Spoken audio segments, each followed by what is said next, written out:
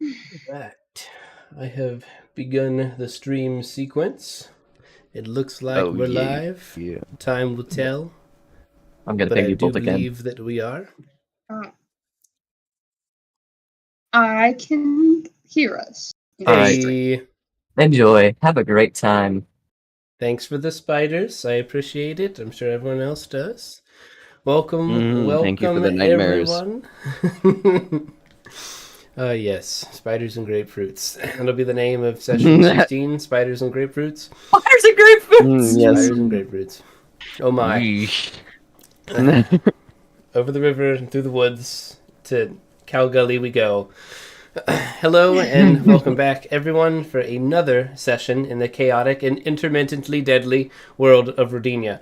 I will be your host, TwoHands, and before we begin our grand adventure, who do I have the pleasure of playing with this fine evening? Ah, yes, quite. Hello and whatever time it is. It's good to have you here. I go by Aludriea Luna. I will be playing Anvazol Eolinor, and we'll see what he gets up to this session. Last session, he made a live hand grenade go off in somebody's hand. Well, one before that, but still. He's riding that high. Modern solutions require modern problem. Wait, Modern other way around. Yeah, problems! modern problems. That tracks for Anvazol. He's gonna be making some real modern problems. Oh yeah, Ooh. problems are so modern. Hello, I am Joe, and I am accompanied by Tali Zora, and I play Bori Krios, the resident Shadarkai talent.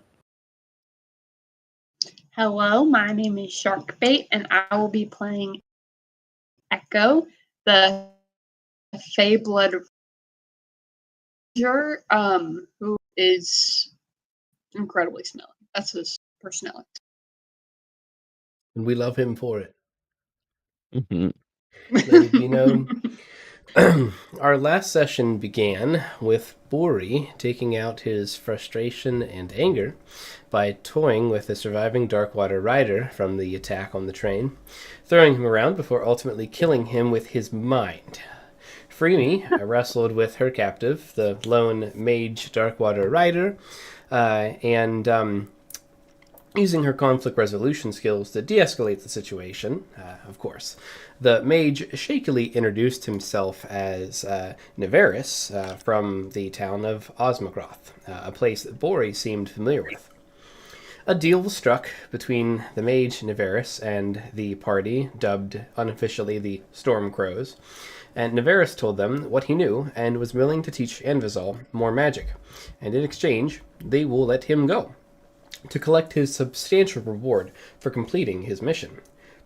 When the party was curious about how his mission could be considered a success, considering that they almost got wiped out to a man after assaulting this train called Grease of Brixley, the mercenary clarified. Nevaris explained the mission was from a private, anonymous party, and they were only to be a distraction for something else to occur, which was also unknown to them as well. He was to collect 2,000 gold pieces reward for carrying out such a mission, if he survived. A crate of Poltertech armaments also came gratis with the mission, which they used. Freemy, concerned something may have secretly boarded, used Hellsight and swept the train, not detecting any creature concealing their presence with magic. The train entered the mountain tunnel, and a darkness settled around the train. As the last light scattered from the entrance diminished, the mountain tunnel walls faded to black around them. The only sounds heard were the rhythmic chugging of the steam engine and the drone of the wheels on the tracks. That shrinking speck of light at the end of the tunnel behind them winked in and out like a single infinitesimal candle in the dark. And then the light was gone. Lord Cedric Blackwood noted something up ahead, and their other members, Calcut, Brother Iwi, and Thorgar, turned concerned looks to the group, calling out their names, their voices fading away, sounding increasingly distant. Roiling clouds of darkness swirled around them until only Anvazol, Bori, Freemy, and Echo stood on an otherwise empty and silent train. An enormous pair of glowing red eyes coalesced in the darkness and spoke to them in a booming voice, claiming rule over this domain and that the crystal called to them. The 4 storm crows could hear the rest of the group frantically engaged in battle against unknown foes, uttering disbelief about where they were and how they got there. The booming voice continued, mentioning the continual bloodbath of Calgully, that 10,000 souls fight for control, while others around fuel their fires of self-destruction, and that it was a cycle that cannot be stopped. That each soul weighs heavier on the door, and soon it will open, and darkness will enter. Freemy decided that she had enough of this big shadow thing, and demanded its attention with her siren magic, singing a song and playing a tune, mocking this disembodied voice and the pair of eyes. The eyes narrowed on Freemy, stating that she was a sheepdog, brave, protecting her flock, but that there already was a wolf among them, that their raven shepherd cannot hold the pasture gates for much longer, that it can taste her queen's fear. 1,000 tiny black hands rose from the ground, wrapping around each of the 4 individuals, beginning to pull them into the darkness below, as Brother Yu tried desperately to intervene with prayer and a lot of fire. The voice, only appearing to the 4 individuals, introduced itself as Pandemonium. First, through the breach. We are coming. Chaos is coming. Anvizal groggily woke from this trance state first, coming to consciousness in the middle of a heated battle, still on the train, but amidst an otherworldly plane. Master Burb was squawking, "Bad crystal! Bad crystal!" while holding the Chaos Shard, glowing white hot with energy, as the Raven poised to drop the crystal, hoping to shatter it. Anvizal tried saving the crystal, but missed. He was so tired, as the crystal cracked, and its color faded. Echo, Freemy, and Bori, too, woke up. The booming voice receded, and the black clouds drifted away, the voice mentioning "meddling queen" as it parted. The scene before the party revealed absolute chaos, with the train careening on the rails straight towards a giant maw that stretched as far as the eye could see in either direction, as all manners of terrible monstrosities, some now dead and smoking, were charging for the train, their other party members having held their ground against it in the meantime.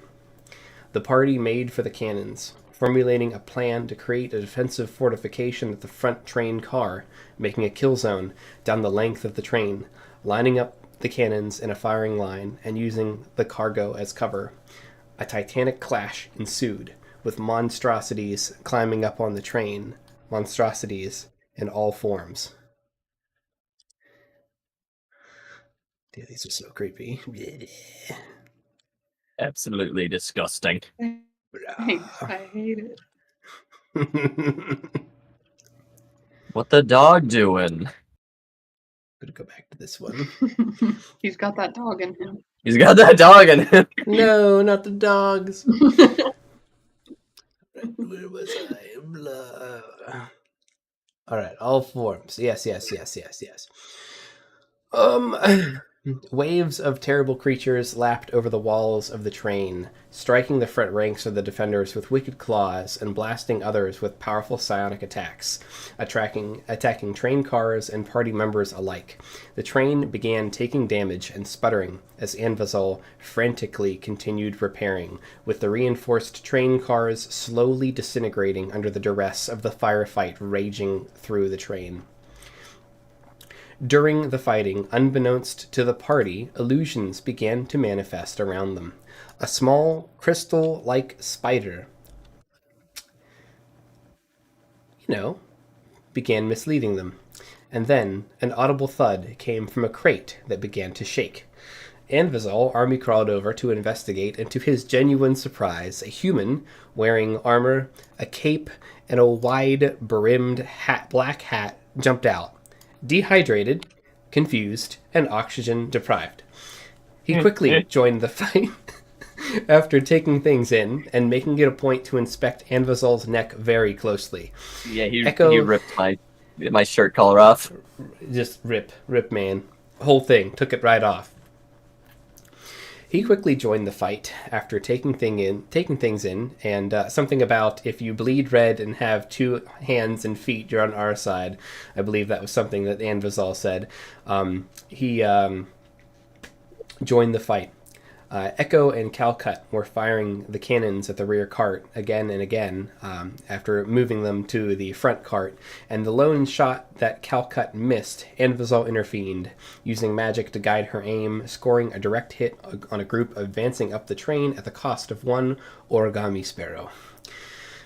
While the cargo and most of the cannons stuffed into the first cart, the train piling up with monstrosities and ammo dwindling, Freemy made the quick-thinking call to decouple the cars, leaving only their cart and the engine as they began outpacing their pursuers. The large mosquito-looking fly with the maniacal grin, becoming entangled in Anvazol's conjured webbing. After fixing the internals of the steam engine, the surviving train took off down the rails, towards the giant maw. Realizing the size of this mouth was unbelievably wide, the party knew they needed a different plan. Uwe brought up that the light spells he was casting earlier temporarily eroded the bounds of this place, revealing the tunnel walls for a few seconds until dissipating. The remaining black counterpeg was ushered to the front of the train, with Buri heaving it telekinetically, Anvazol casting enlarge on the barrel, while Evie targeted it with a firebolt. Simultaneously, Freemy used the blessing of Lyrafin, and a blinding flash of light ripped through the very air as the train accelerated through the quickly closing gap back into the tunnel. The last 2 cars of the train that were decoupled were nowhere to be found.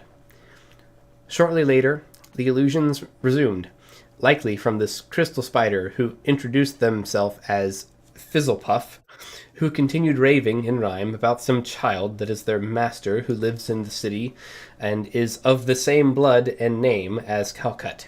The confused ramblings continued until the party cleared the mountain tunnel. The human, bearing the wide-brimmed hat, introduced himself as Silas Vergen, vampire hunter, after the notorious Viceroy Gorlax, who, according to the vampire hunter, slayed his master. Silas was attempting to sneak into Gorlax's mansion in a wooden crate that changed hands between Amaranthus and Talus several times until he was discovered, and the crate subsequently was nailed shut. Upon hearing this tragic yet silly tale, Anvazol couldn't help but chuckle at the hunter's misfortune, then apologized, claiming, "It's been a long week. Sorry, but we needed this." It's been a long one. It's a little funny. He's not wrong. I can't say it with a straight face. The session resumes with the party a short ways from the city walls as Nevaris, the mercenary, prepares to depart. I'll be going now. We will meet again, as promised. You fight well, Stormcrows. It has been a strange honor to fight against and with you. It's just offering to shake hands. Or he'll shake his hand. I'm very glad that you did not die in that the whatever realm that was. I've never seen anything like that. I have no idea what happened. I'm still processing it. I think we're all going to process it for a long while. I don't even know if we won. Yes, but what the Feyblood said. What if we're still in a dream? What if we just never woke up? I think I'm gonna go home and I'm gonna have a really big beer at my favorite pub, and I'm gonna think about what I'm gonna do for the rest of my life. And I guess at some point I'll come back and teach this asshole how to throw a fireball. But Oh, hey, now. Tell me the name of that pub and I'll buy drinks for us next time. He just looks at Bori. Bori, it's the one. It's the one in the middle of the town with it's got like The. the two big Mm. acorns on the sign. You know. I know the one. It easy, very easy to find. Nuts Especially for for hops me. or something. I can't remember the name. It's something silly. Okay, best beer. Anyways, I'm gonna go home and rethink my life. I'm sure I'll catch up with you guys, just not in city limits. We talked about this. Mm-hmm. Hey, where'd the rest of the train go, by the way? Just kind of looks... I believe Primi had decoupled it. I assume it is still wherever that was. Pandemonium giveth, and pandemonium taketh away. I don't feel particularly inclined to go back in there. You guys planning on taking this train back to the docks?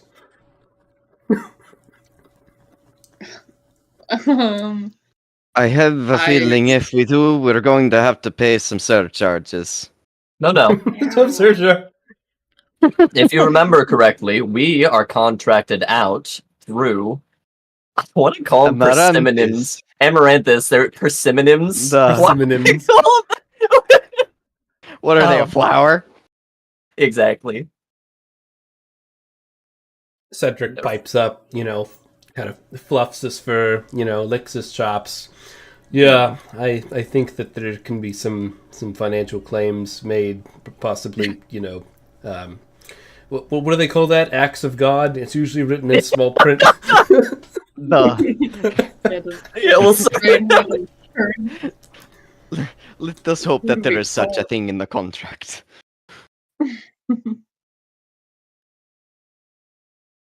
Where does it say if you enter the chaos realm, You know, any losses are covered, you know? and what I'm all other saying? roles and responsibilities, it's usually in a catch-all at the end, right? Yeah. Children's card game. There's a arc. It's something about a shadow realm. I don't think it's relevant here, but there are a lot of parallels. Interesting. Look, what's let me rephrase that. Thor, I hope he is safe wherever he is. I don't want to give up hope, but I have no way of knowing if I'll ever be able to recover him alive or dead. And the mission must continue. We all knew what we signed up for. We get paid quite well, and we all knew the dangers when we joined, as did you all. We kept the cargo safe. We still have enough to sell to make a considerable profit. We'll be approaching the city soon. We will check in through the gate. We might have to do something about that. And he just points to this giant thing that has been chasing you this whole time. Let me drag you guys back to the Long Nine battlefield. Let's see. Oh, that one. Yeah. Bori's gonna look off to the side. Does this thing look like it's keeping pace with us? That it's like gaining on us at all? Not gaining, but it looks like it just has been keeping pace the entire time. And at this point, it's been blown up so much that it's just like a creepy skeleton. walking crazy skeleton. Yeah, with like flesh hanging off and flapping in the breeze as it just stomps silently towards you guys. Scary skeleton. Iwi chimes up. Is that thing even real? It's crap. Let us see. Well, And Yui. Bori's gonna like look off to the side, off of the train, and see if there's like a loose rock, and he's just gonna launch it towards it. Mhm. Well, it doesn't Yep. seem to cast a shadow. So the rock goes straight through this thing. Oh. Cool. So You it'll hear just this- be haunting our nightmares from now. Apparently. Great. The little spider that sat beside her on the top of the train car just kind of like laughs. This little crystalline sounding high pitched laugh, like What is this thing? Or is it your doing? no. I do not believe you. It wasn't me. It was him. And he just points to another one of these little spiders that's like on the opposite side of the train car. He did it.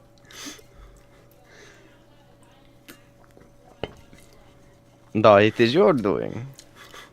And it says, "Nope, nope, it was definitely him." And he points behind you. There's another one. The one behind you says, "It was definitely me." Or just lifts up 3 rocks and just hovers them directly over top of each spider. Roll me Now- a perception check. I feel like they're important. Maybe don't. Well, You catch like the first one that mentioned that it was them, like scuttle real quick, and then a fourth one appears over the rock that you have lifted. mm-hmm.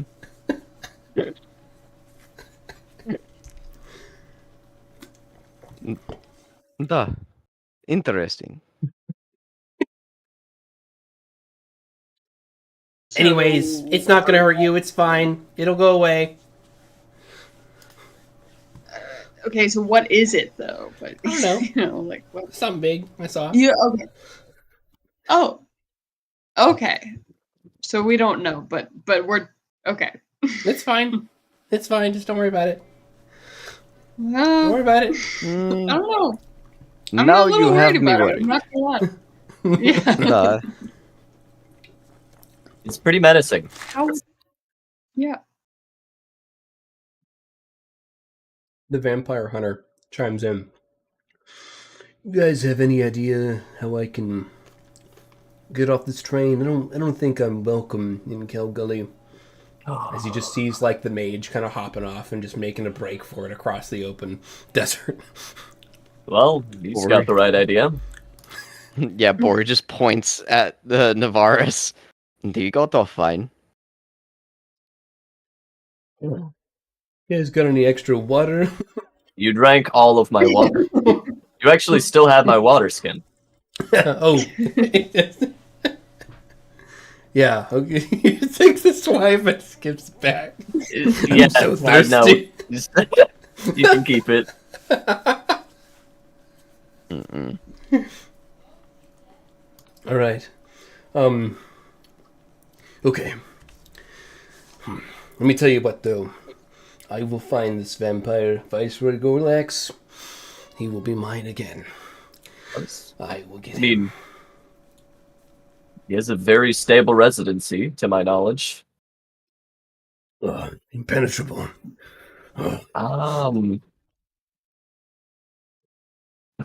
Maybe try bringing a gift next time, like something for housewarming. There.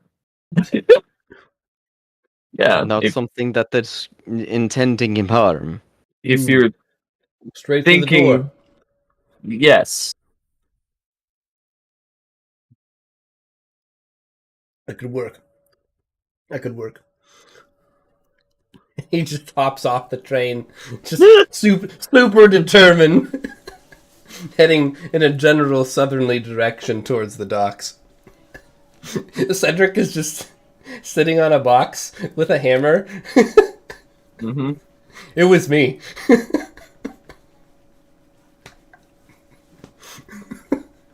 that's good. Good That's luck, comedy. Bobby. Well, now you know to keep a lookout for him. Well, even more so now. You know, when you're out on the lake it can get really boring. Man, that was probably the funnest day I've had in the last month.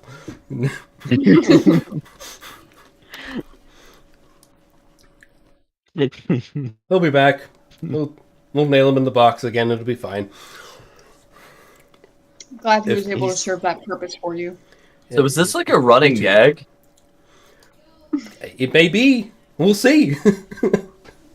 That is hilarious. I love it. I still have don't high know how I feel confidence that about it will him. be. He took don't my- either. He took my collar and my water skin. I will get you a new one when we get to the city. Brought that from Relouche. I had that the entire trip. No. My dorm mates sewed that for me. You know, he's Hey, a guy Silas, who get your makes ass you want- back here. Can't believe I'm saying this.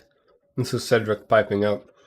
But Yeah. Bane, this has been a long mission. And it's only been, what, a We day? haven't even got to the mission yet. Technically speaking, we're still in transportation. Yeah. Evie's Oh, just like, God. I hate my life. And we haven't gotten to your ordeal yet. Yeah. He's in the corner. He's sulking. Kiwi, did you ever think when you became a humble tavern that you would ever experience the chaos realm? Be I honest. must have stomped on puppies in a previous life or something. God knows. We all must have done something. Yeah. Well, mine probably started when I got on a boat to come over here. That was a decision I made. Yeah. Really a strong believer in karma or fate or whatever you might call it, but I'm certainly here now with all of you. I've enjoyed my time. I can say the same. I'm glad I am here with you all. Yeah. I've enjoyed most of our time together, except for the last like couple hours, I would say. It's been a little rough. But you know. Calcut's like, I'm afraid to ask. You guys, been with you for like 2 days, and possibly the most scariest days of my life. To be perfectly honest with you, it just every day just seems to one up itself. It just gets. I don't want to say it gets worse, but it's always something new. It's all downhill from here, Calcut. She's First just we busy encounter the- extracting like a spear from her side or something, you know? First, Well- it's the Prince of Frost and Darkness. Then it is a talking beetle, a hand of goblins. God, it is. Oh, speaking of which, I am in the process of making some deals and trying to find some connections so we can eventually track down that goblin. I've used it. Yeah, I talked to you about this, Echo. I don't know if I brought it up with you, Maury. I was standing there when you talked to you, brother. You. Brother, you. Brother, you. Brother, you. Dude, he's just like super quiet in the back, like this. How did I get here? Are you all right, brother? You. Oh, I'm fine, baby, I'm fine. I'm just, woof. Woof. Woof, baby, woof. I do appreciate what you've done for us. That. And he looks down at like the handprints all over his body. Oh, yeah, that wasn't me. I mean, it kind of was, You got but us out of it, though. yeah. That's scary stuff.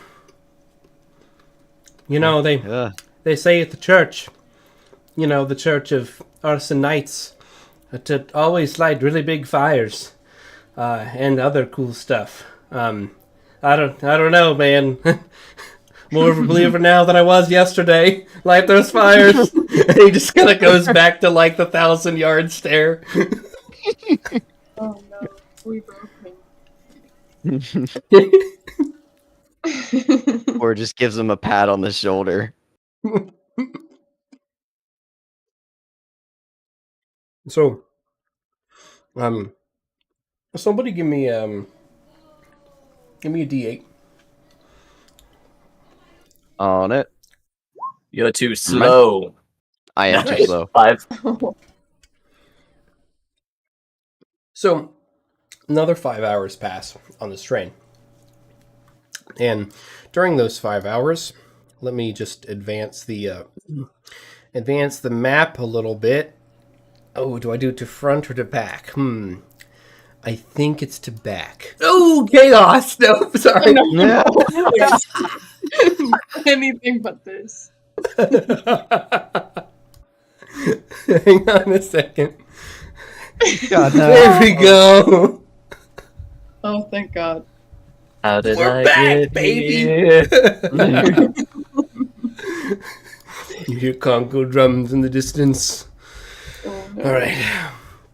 Oh, excuse me. Man, that was funny. So do we just have this praying mantis body with us? yeah, the praying Hell mantis yeah, dude. body never like dissolved. Some of the bodies fell off, but the praying mantis body and there was like 2 or 3 bodies that actually stayed on the train. They're still there. They're smoking. They're kind of like wispy, and they're riddled with cannon holes and arrows and spears and just big magical score pock marks all over their body. And then there's the big thing, still just silently stomping behind you guys. So at this point, you guys can see what looks to be a stone wall surrounding a large city in the distance. And as you get closer, you can hear like shouts at the gate that this train track is going into, and roll me a perception check.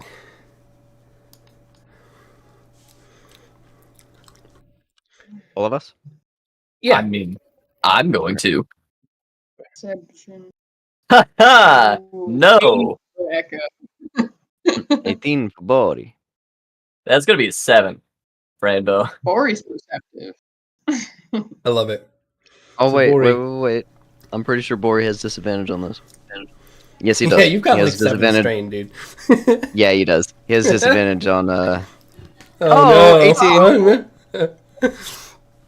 So Who Boris are sees you? it. I'm you, You but see more powerful.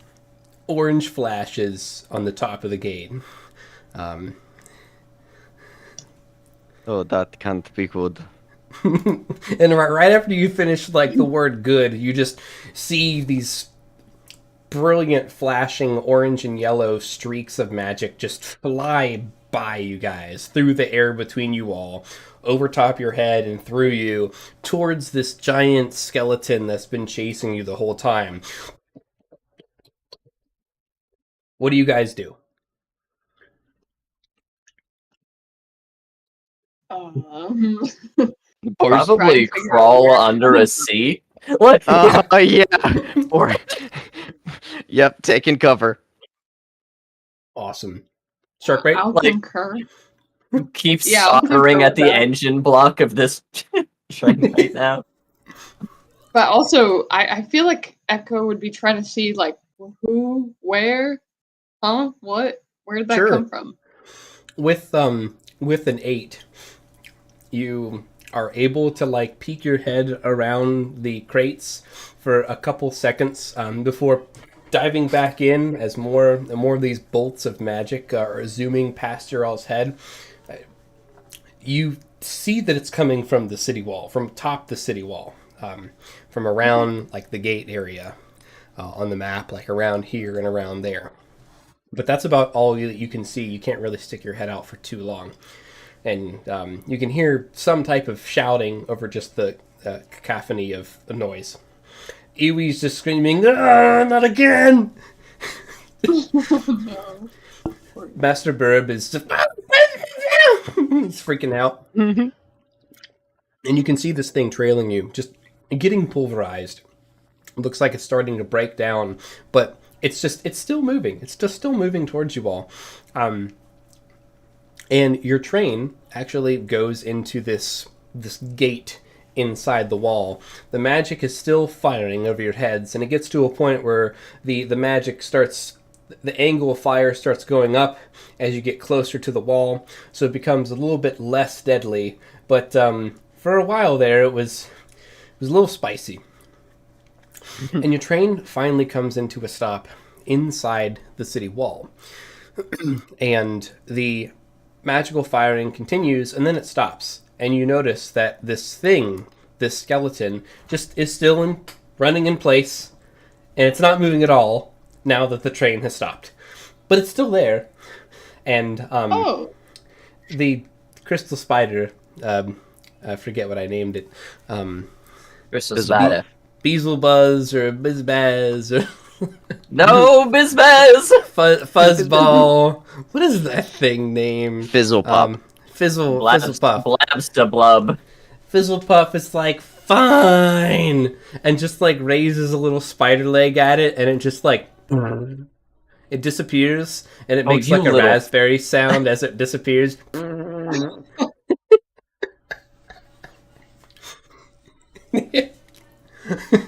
Oh, you didn't have to do that. You know, I got caught up in the moment. We've all been through so much. This train's instantly rushed by like a dozen like heavily armored hobgoblins, and they're all like forming like a semicircle around the train. You hear them barking orders. Just out of curiosity, does anyone have either hobgoblin or goblin as a language? Oh, No. I may. Absolutely not for me. You're looking at the two people that hate goblins, asking them if they know goblin. I actually do know Goblin. What? Oh, Probably that's out right. of You were spite. the translator. That's right. Yeah, you're our translator. Yeah. Good luck. Nice. Translator that caused the encampment of goblins to want to kill us. I mean, what? Translator that wishes to eradicate all goblins. I think we even went into the fact you knew hobgoblin because for a little bit you didn't know they weren't a type of goblin. So you learn the language and you're like, oh. Yeah, that was a big oof. Echo does not come in peace. Take you all To hobgoblins, maybe. the hobgoblin world. And so, let me know if you guys can see the screen, because Roll20 seems to be a little sluggish. I have to refresh it to get the stream to show when I go to the next scene. Can you guys see like a crazy-ass city? Yeah. All right. It's like Moss Isley looking. Yeah. So, welcome to the city of Calgully. You're currently surrounded by a semicircle of 12 heavily armored hobgoblin warriors. They're shouting frantically in a tongue you don't quite understand, except for Echo. Echo, roll me a perception check. Echo, I believe in you. Echo, I believe in you. So perceptive. Echo. Watch this. A 12. Yeah. I expected worse. So did I. We're getting there. Yeah, honestly, that's pretty good. This could have been so much worse. It's not lore related, okay? So it can't be high. So, you hear these guys, and they're going nuts. Like, you're hearing orders left and right. Surround the train. Scenario B. The carts are missing. Cannons are gone. It seems to be some type of fight. Go check it out. Check for survivors. Check for enemies. Look for ID. Kill anyone that doesn't have it. Oh, hey guys, we all have ID, right? Just so Yes, we do. Yeah, we all got our little hat. Wait. Bertha, do you have ID? I'm a hobgoblin, baby. That's my ID. Oh, Twins. okay. Good. Oh, All right. goodly. Just I mean- wanted to make sure. My ID's a little crispy, but it should pass. No. Mine's covered Okay. in blood. I mean, they might be into that. I don't know if it's mine or someone else's. These armored Okay, hobgoblins board your train, and they start searching car to car, and like some of them start huddling around these big monstrosities that are still on the cart, and they just start stabbing all of them repeatedly. They're dead. Those things are dead. We're in here. You One of got them- him. One of them looks survivors. They point, and you hear in common, "Are you okay?" Yes. Mostly. You hear, I'm not you hear in the gonna- background. Okay. Echo, you're gonna have to take point on that. I don't have the patience right now. I need a nap. I need a pair of clothes. I'm not My going to head answer is in Goblin pounding. yet. I'm going to see what they say. All right. Echo, you hear one of them in the background in Hobgoblin say, "We got a live one!" And then you all see one of the hobgoblins in the back kind of throw its hood up, and you see this like super bright like sapphire and gold robe. It's like a sapphire cloak with a robe with like gold like 4-pointed stars on it. And you hear Brother Ew, "Oh shit." And this hobgoblin just holds his hand at the head of one of these creatures that's still twitching, and you see these 5 what look like magical fire cannons in the shape of like dragons, like think like old Chinese fireworks with like the dragon shape, the dragon head, just appear in like a circle around this hobgoblin, and he just yells, "Jericho!" And then you see just a ton of gouts of flame from all around him, just piling down, pile driving this monstrosity in flame as it just gets burned to a crisp. Oh, I'll have to learn that. That Can you- was impressive. Hey, do you think they sell those? I hope so. I'd want one.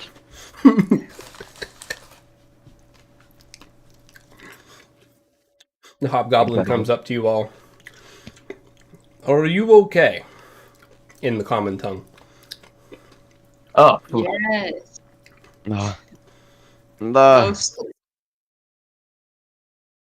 Identification.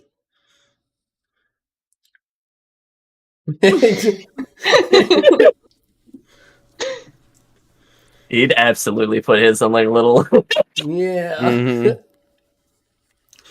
So he's just he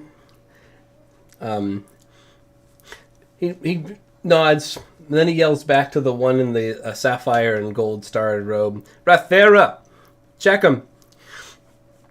And this crazy hobgoblin mage who's wearing a ton of war paint and really nice clothes, a little covered in blood now, just does a one-over on you all. And it seems like it's some iteration of Detect Magic and Vizal. You recognize the gestures. Nice. It looks a little bit more complicated, so maybe there's some extra stuff behind it, but like you kind of get that he's checking your badges. "They're good," and he says that in Hobgoblin. "All right, you may pass. Welcome to Calgully. We can assist you with your gear and with your goods. Congratulations on making it into the city. I'm sure our leader will have some questions for you regarding the nature of the train and your..." And he just looks over. "Borders. Many challenges await you in the city. Some expected, and the ones that aren't are usually the hardest. So congratulations, and welcome." And they just turn and they start filing out, unless you guys have anything else to say to them. Bori says, "Where is the nearest bathhouse? Or tavern? Either or." Heaven. I'm sure you can find there's several bathhouses around. I believe that there's one near a tavern. The tavern's called the War Room. And just remember, folks, no fighting in the War Room. And he just kind of winks at you all. That's good. I need a drink, a strong one, and to He needs a clean strong all word. of- You don't want to. Well, a strong drink might kill you, but if anything, it would help me. A strong drink might kill you. Oh my god. I outdrank you last time. What are you... Okay, all right. Drinks are on you then. Boy, I was raised by dwarves. I don't care if you've got 150 pounds on me. Twice my size in every direction. I'll drink you under the table. You're on. This is great. Cedric, I'll be the ref. Don't worry. Yeah, you're gonna be the ref. I like it. Oh, I'll be the ref. Mm. You'll be the Cedric will just like he starts unboxing stuff, and he's look, this is gonna be a mess. I have a feeling that we will have a lot of questions to answer about what happened to the strain, but none of it's our fault. I don't think we have anything to worry about, but it's safe to say that I have a ton of paperwork to do. And now that we're in the city, they will help us with the gear. It's my understanding that we are in a place called the freight station, which is where the goods are unloaded, and they are kept here under guard, under unilateral guard, until the need for trade or until the auction. So I believe we will be okay for now. I'm just going to take one for the team and get this paperwork done. That way I know exactly what report is going to go to Viceroy Gorlax, and I don't have to worry about who said what. I saw it all. Whatever happened with you four, honestly, it's not part of the report. I don't want to include it because I have no way of explaining it. And I think it's better left unsaid. Not to say that it has no meaning, but I think it's better left unsaid. I'm open better left to... out of the paperwork. Yeah. Hey. And, we have a stipend for lodging and for meals and a modicum of entertainment while we're here. I don't really have need of protection of the goods until 2 days from now. So I think that if you guys could help me by securing us an inn, a place to stay, I think, and then we can meet up if you can come back and get me, or just somehow let me know where you guys will be staying. The war room. And the war room. Okay. And at this point, Calcut actually comes up. The war room, yeah, it's a fun place. I've been there. You all could stay with me if you want. I've got plenty of Actually, rooms we'll and be staying beds. with Calcut. yes. Oh, Yes. Mm-hmm. Cedric is just like, that's not policy. Yes, well, A good good one of this, but I can. a good work ethic. It is vital to separate work from play. A happy personal life is pivotal in having a strong. Listen, wait. so Leads into Cedric. Don't you ruin this for me. Bori just speaks into Annie's mind. I'm with you on this one, but we're going to have to explain away this one. Do not, what is the saying? Get hot in the pants? Whoa, this is strictly professional, of course. The spiders that were stored away in the engine room, probably when we slipped into the realm of chaos, were saying that there's some sort of child that needs to be acquainted. That listen, I have reasons. Outside reasons. Very good ones. Very real. good Very real. Help me out here, you crawly little fuck. sure. Whatever you say, Amazon. Duh. Mm-hmm. You were there, Ori. Don't you give me. Yes, I was there, and I do wish to understand what this little freaky spider is speaking of. Blood of kin or whatever it had said. I would like to figure that out myself. Child. Mm. Bori, you feel on your He back. goes to, like, smack it on his back. He's like, nope. Dude, you feel like you're basically smacking a crystal, and he's like, no, just come on, like I don't have a badge. He like he's trying to hold on to you. He like You've got grabs him. the spider. You've got him. He's invisible. He puts him into the scarf and like wraps him as much as he can, so he's not touching Bori. You feel that he's just, like curled up into this little ball. Do not touch me. Okay. But watch this. If you send up another illusion, I will smash you in my scarf. You just your sad spider noises. You hear one of the hobgoblins. Are you okay? Yes, I'm alright. I felt a mosquito or something. Something tried to bite me. You'll see big ones here. Suck you dry. Run. Good to know. Thank you for the warning. Goblin warriors with flamethrowers and full plate are telling you to run from mosquitoes. This is great. That's so concerning. I love it. Everybody's hot shit till they come in with a mosquito, Kev. Yeah. No.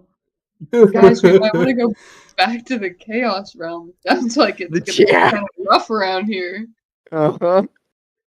Oh. Calcut just kind of like coughs, I assure you, that it can be dangerous here just like any other place, but you were in a town surrounded by a lot of tough people. So, strength in numbers.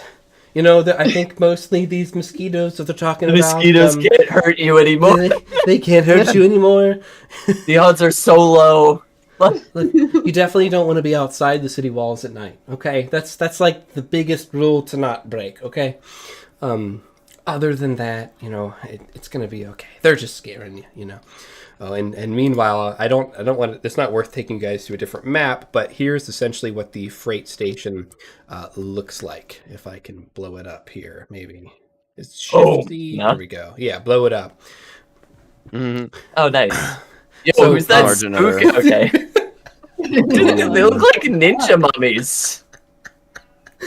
Yeah, ignore the people laying in wait for your demise. That was for a different scenario. Mosquitoes, bro. They're waiting. When I found this picture, I'm like, oh yeah, I'm gonna get shit for this. Yeah. They're not demons, they're not pirates, I swear. I swear. So, Calcut just looks at you guys, and you do end up all having to give just a quick brief statement under the supervision of Lord Cedric about the situation and what happened. Unless anyone wants to give false information, it's assumed that you guys would just give a general recap? How would your characters handle just a quick and dirty statement?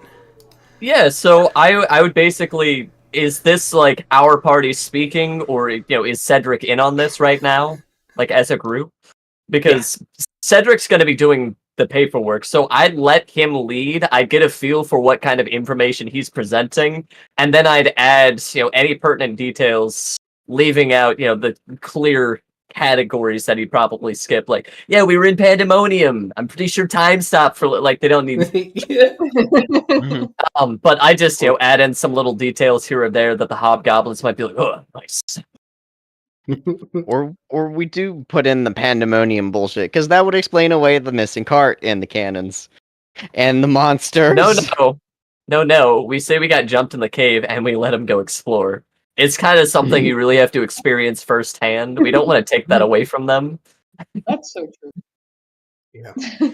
So true. Cedric starts with, and you can hear him almost loudly explaining that there was an organized ambush where an entire organized squad, platoon of mercenaries, and he names them too, he names them Darkwater Private Defense, assaulted Hobgoblin property, and that you all did what you could and defended the train and prevented its total obliteration. You know, they were going for the train. It was clear that they were trying to remove this asset, and That's something Ambazol speak up about. He's the one who fixed it. Ooh, nice. In regards to the missing train cars, he says that it happened inside the mountain and that they were obliterated with magic, and that they prevented the total loss of the train at the expense of the last two cars, but that they saved as many cannons as they could once they figured out what was happening. He painted a pretty good story. Nice. And of course, some of their cargo was lost while they were prioritizing the saving of the train. And he actually like spins that in a way to where it's like, you know, we took this financial loss to protect this property as much Your as asset, possible. yeah. Yeah, like Nice. he doesn't do it in an asshole-ish way. He does it in like, man, we did the best we could, and you know, we value our trade partnership, and that's Nice. what he leads in with. Respectable. Yeah, he's got that trade down. I don't even have anything like glaring that I'd like to add on my end. Just trying to pump him up, right? Yeah, we're just his hype men. Like, yeah, he's mean- right. And that it works fine, you know, as long as you guys don't have anything super different that you want to say, things go pretty smoothly. And Calcut chimes up. So, I don't know about you guys, but I'm hurting. I'm pretty tired. We could either go find this place called the War Room, or find a hot spring, a bath, like Bori said, or we could go and rest at my place and eat something, or we could do something else. There's some festivals going on in the markets this time of year, some fun and some games and prizes and good food. There's a lot of different food in the markets right now as they're preparing for the auction. Well, what would you all like to do? Oh no. Perhaps we all go and get washed up, rejuvenate ourselves a little bit, and may go to a festival? Sounds good to Ambazol me. sits over here like, Bath Festival. As Boris just there, like, bleeding out of everything Yeah, on he's his just- fucking head. He's just a weeb. Ambazol's bleeding only out of his nose. No. Oh, and like time of day, it's like late afternoon. You know, it's like 5:30. I What want were you gonna festival. say? So take, like- Sounds awesome.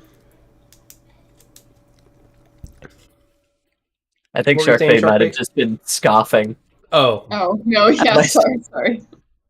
Yeah, it's just like Pathetic. I see you, Amazon. I see where your priorities lie. I was on fire a couple hours ago. You know what? That is true. That is fair. It's like, don't you give me shit right now. You're not wrong, but let me have this. I exploded. The man so did true. explode. It's true. All of the oxygen in my lungs was You probably- fire and brimstone. Probably could use a little nap after that. A little nappy nap. and so Oh. Calcut's like, so we can rest and maybe wash up at my place and see how we're feeling after that, perhaps. That sounds good to me. That I sounds worry about you all. lovely. I worry about myself. Oh, that was quite the train ride. I hope I never do it again. Yeah, actually, I think I agree with you on this one. I don't usually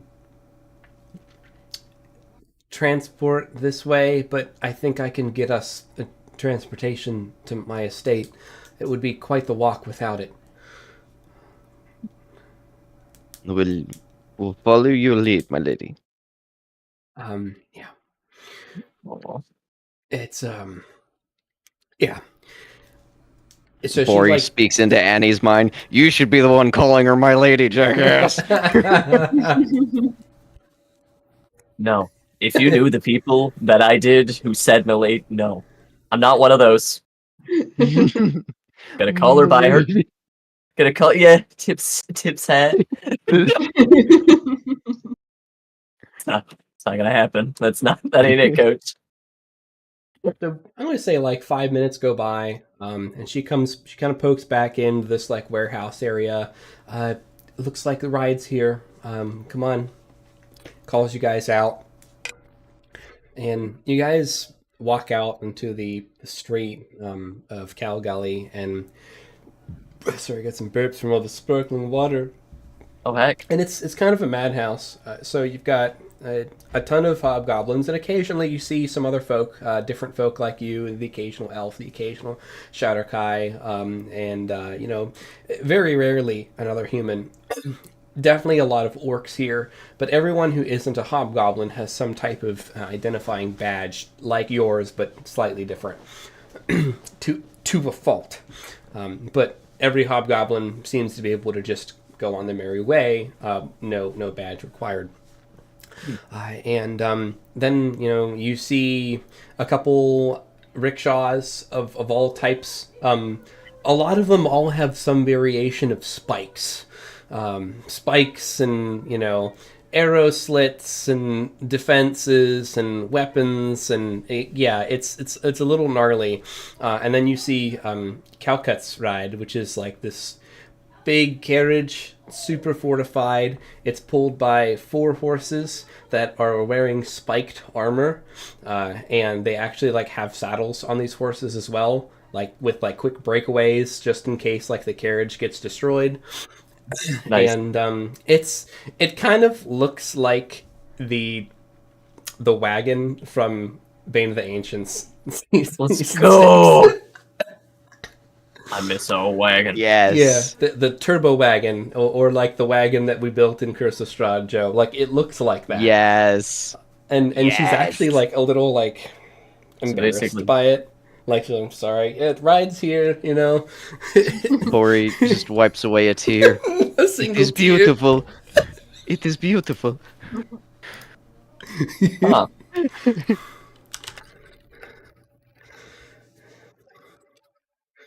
I mean, I'm here for it. So she walks towards the wagon and gestures you all to come. And a couple passers-by in the street. There's a couple scuffs, a couple brawls that are going around. And, you guys are probably just kind of tiptoeing around the carnage and the chaos.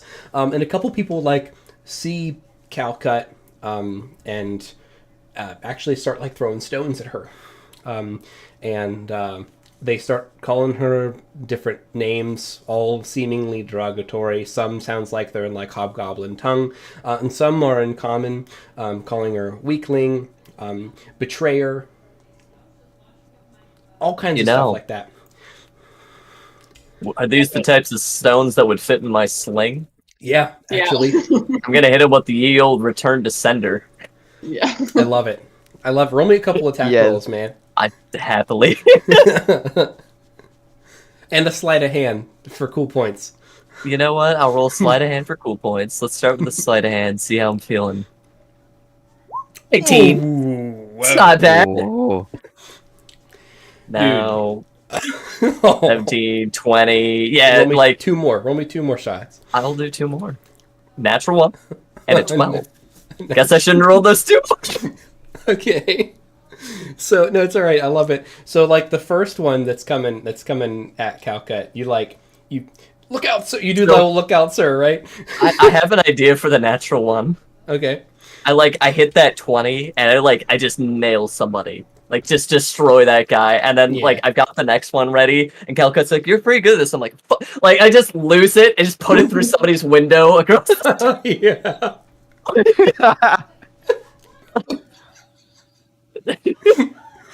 Awesome. I love it. For the 19 and the 20, you actually like swing your sling out like this and catch one of the stones like mid-throw, and then like centrifugal force it back and send it, return it to sender. Yeah. And Bori, it looks like there's one coming from your direction. Any intervention? Oh yeah, he'll like grab it, invisible force, and he'll send it back. Very nice. While Very they're nice. slinging stones, Echo slinging insults. He's like, Yo. "You good for nothing, hooligan, low life, You just gained 40 years on the spot. you sprinkle necked, long nosed tree lovers. You all suck." Is this in the goblin tongue? Oh, That would be so absolutely. good. Roll me a fake 20.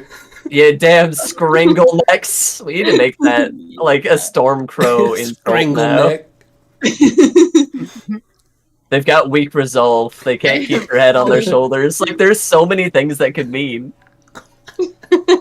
Oh, That's why pretty it's good. so perfect. A 3. All right. Yeah, sorry. All right. So, well, the person that's yelling the loudest, you kind of start going off on this guy, and you're this little tiny Fey blood, kid, basically yelling, and this guy pipes up and looks at you, and says, "Hey!" And he just like yells at you like really loudly. Not bad. What? Not bad. Oh, thank you. And Yeah. Wait, no. No, screw you. Thank you. And also screw you. positive older male attention. Yeah. Echo's Poor confused. Echo. He's got So- fatherless behavior. The ones that aren't throwing stones at Calcut, they're chanting something. It's a word that sounds like Kaladun, Kaladun, Kaladun, and a couple people keep repeating it over and over again. Echo, you can roll me a history check just to see if you know what this particular word means. Sinba. Alright, here it goes. This is for all the lore. Ooh, Jeez. you're like, oh, I almost. It's on the tip of your tongue, but you can't remember it. Dang it. Somebody slapped that man with guidance. You're like so close. You're like one away. Ah,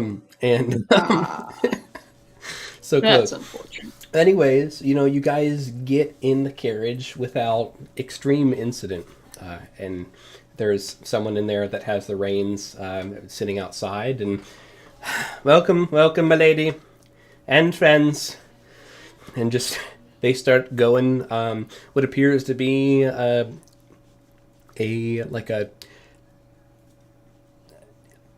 southwesternly direction kind of away. Just I don't have a map of the city overview, but you guys landed in like the south area, and you guys are going like up and to the west. That's kind of the direction you guys are going. Okay. And just to set the scene for the journey, you guys are going through a couple different districts, and you can see that every time that you're passing through a different area, it looks like the uniforms and the garb of the people that are standing watch and people that look like they're on guard duty also seem to change, both styles and colors, as you guys are passing through different territories controlled by different families of hobgoblins. You guys do pass through the markets, and as you're passing like alongside the edge of the markets, you can kind of see off in the distance, see and smell what appears to be a lot of fun. And you hear like people kind of cheering and yelling and having a good time, children squealing, and basically the sounds of like fanfare and the sounds of a carnival and the smells of one too. And Calcut just kind of looks out the window like forlorn. I used to love going there when I was a kid. Life was so simple.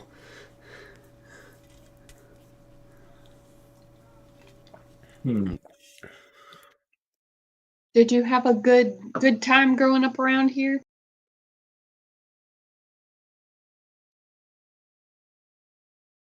I didn't have a lot of friends, you know?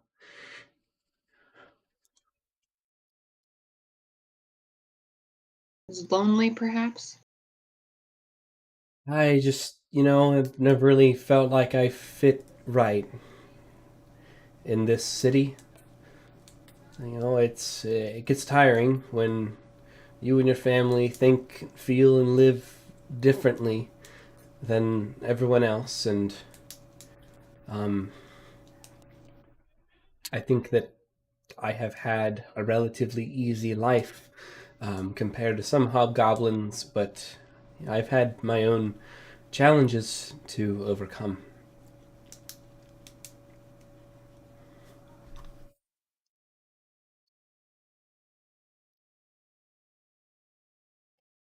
And she just kind of is, kind of quiet, just looking out the window.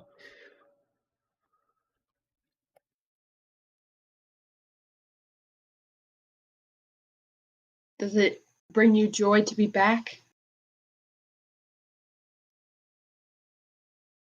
I've missed my dad and my mom. I think it'll be nice to be back in time. How long have you been away?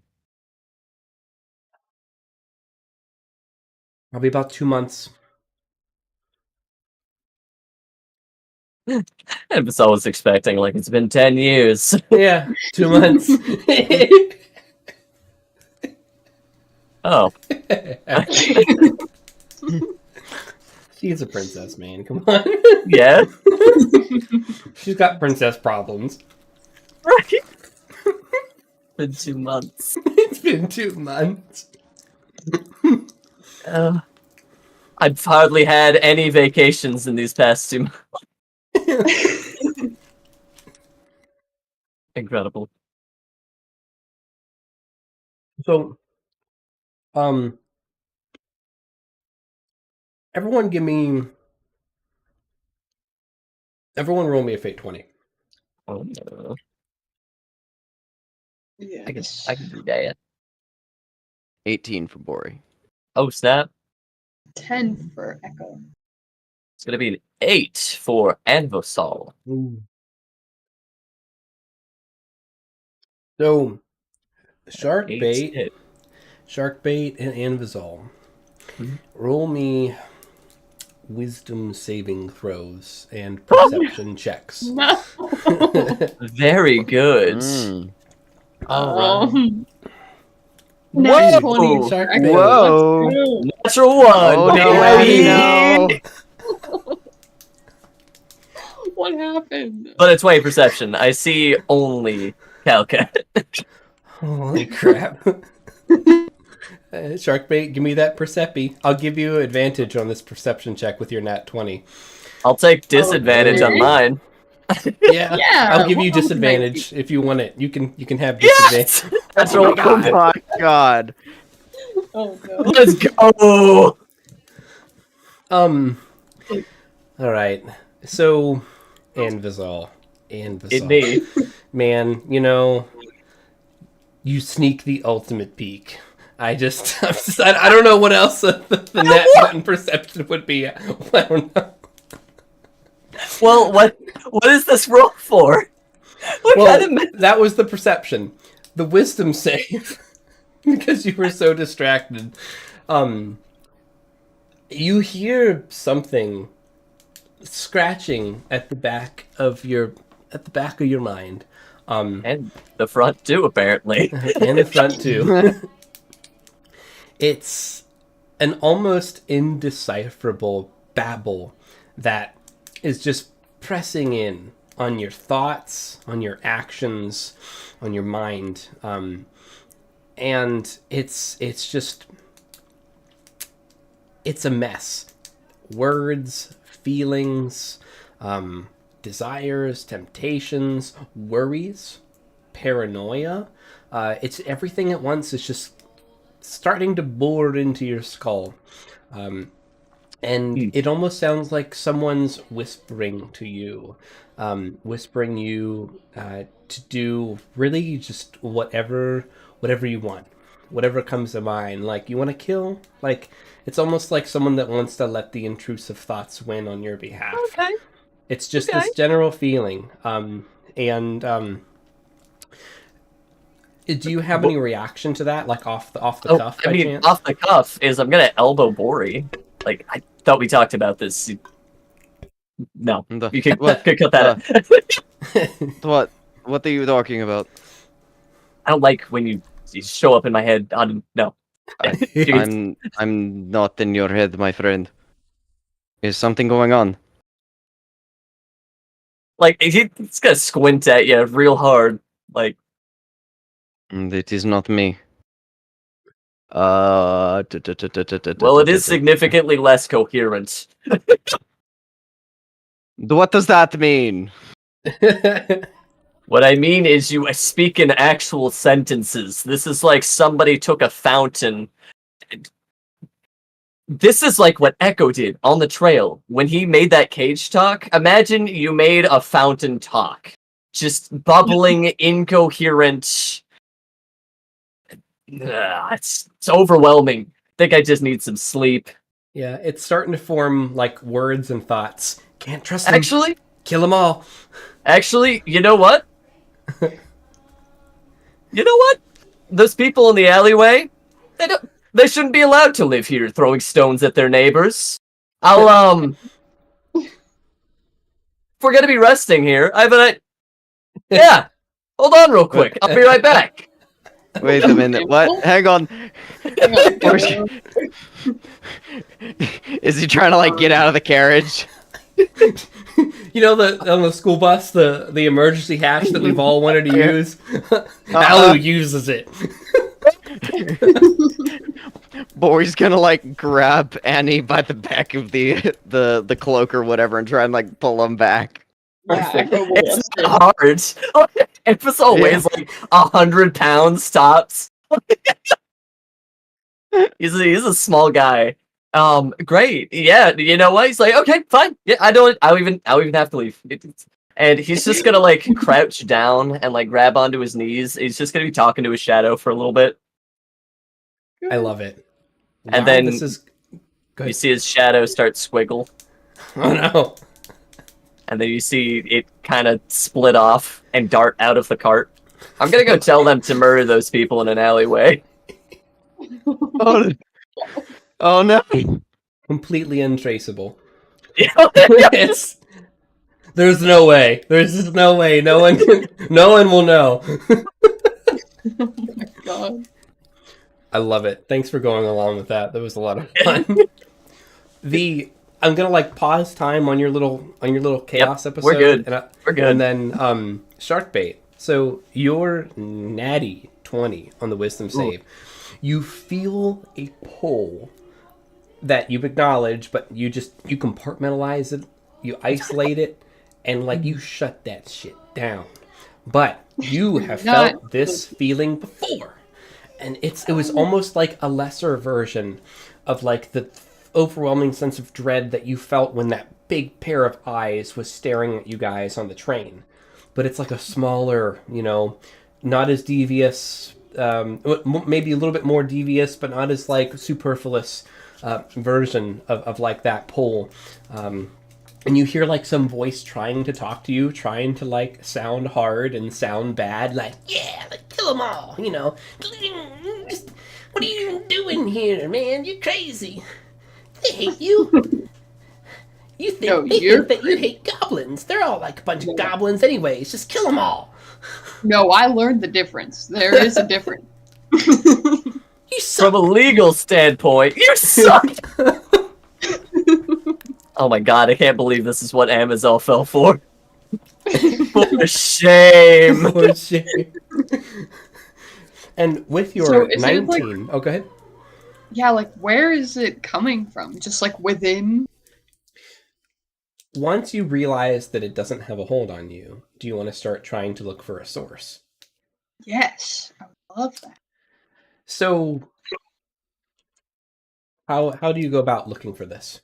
Walk me through what your character would do. I mean, I guess Echo would try and first determine if there's something that's like just that he's feeling, or whether it is from like an outside magical force. Just based on his little his experience, I guess, tracking things like not like Hunter's Mark. I don't think there's anything to like cast it on, but like just like seeing if he can get a sense of like, where is this coming from? Are there any outside, is there any outside magic to this? So Makes sense. it's hard for you to know based on your senses alone, but like something inside you points you towards the sky. Not like directly towards the sun, but like up. And you're looking up at the sky above the middle of the city, overlooking. You don't see anything. But that's where my sense is. Yeah, you're trying to like mentally follow this feeling back to wherever direction you're hearing the, let's just say, the sound in your head, where that voice is coming from.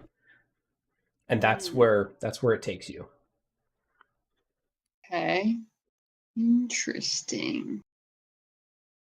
I don't think I have anything to deal with that, but I will make a mental note of that and be like, hey guys, I think the chaos guy never really left. I think he may still be. Iwi's like, impossible. I saw the bird destroy the crystal. It's no longer glowing. There's a big crack in it. Just because there is the crack in it does not mean that it is fully gone, fully destroyed. You just... Yeah. Where did you get that thing from anyways? Maybe we should give that back. No. We no, got it. Nope. It was from the chaos tornado thing from Not yours to get back. Good.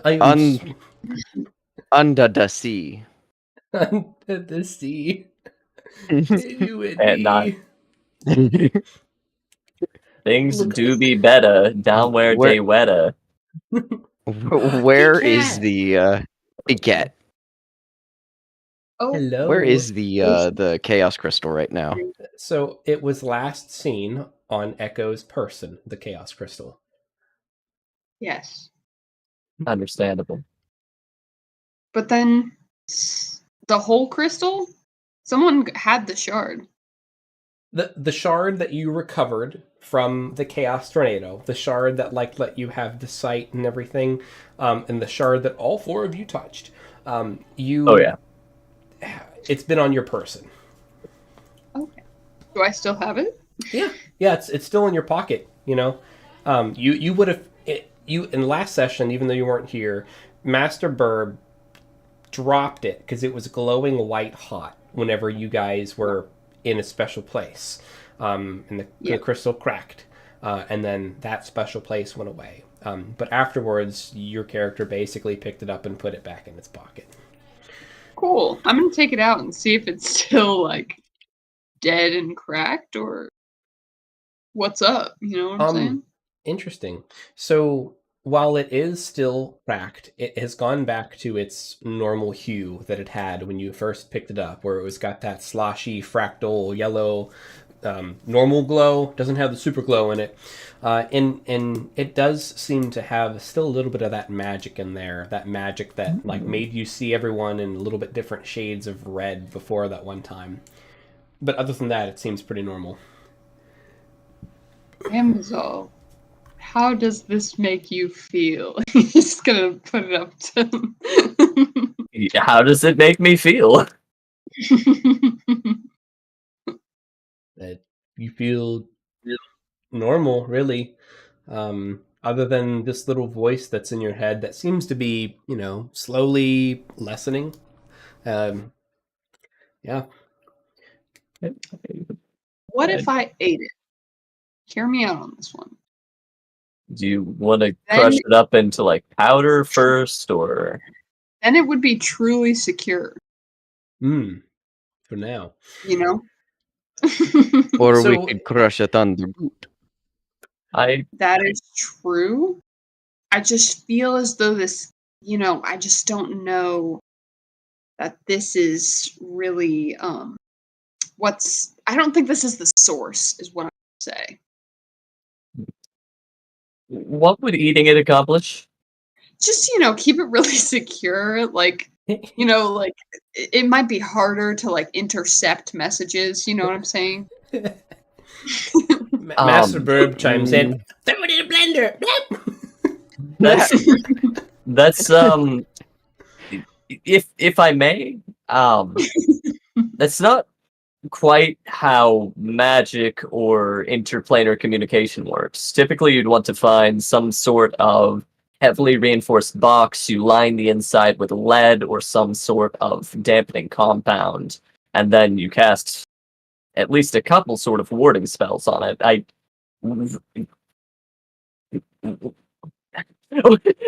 He's just trying to comprehend your logic right now. Please don't eat it.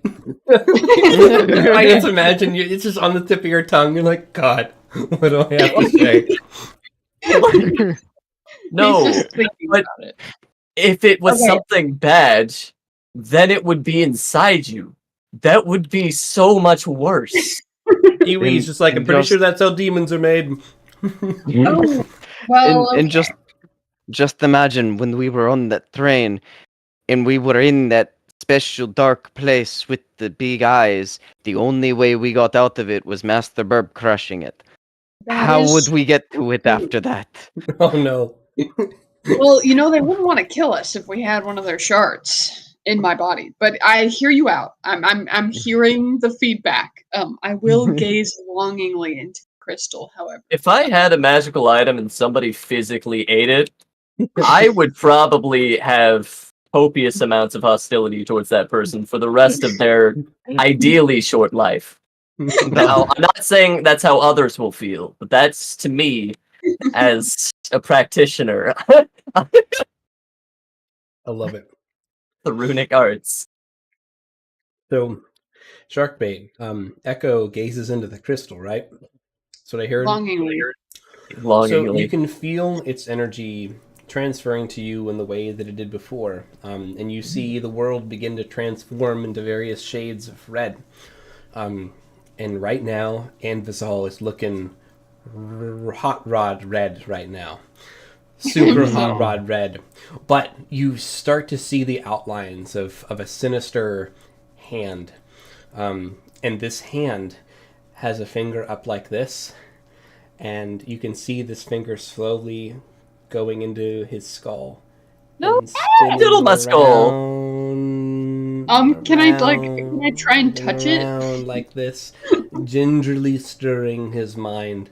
And you can, but the outline of this hand extends to an uncomfortably long arm with joint after joint after joint after malformed joint that snakes its way across and across Into and orbit. across, up into the sky above Cow Gully, where you see Wow. a little That's something, horrible. just a little something where this arm is coming through.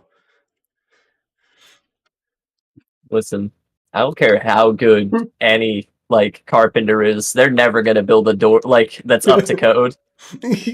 That's truly horrifying. Mm. Can I try and touch it? Sure. Like Amazon, hold still. You got a little. You can't have my hat. No, not your hat, not your hat. Just a little, Can Bori try? Bori, help me out over here. Take a look at this. What do you mean? Gaze longingly into this crystal. Trust me. I'm pretty sure we've done this before. I think only one person can be attuned to this. Give it a whirl. Okay. Yeah, Bori gazes longingly into it. Don't work, dude. Dang Yep. it! That That's curse what I was thought. broke. Mhm. I really want. Okay. Does it move when I touch it? Make me an arcana check. Okay.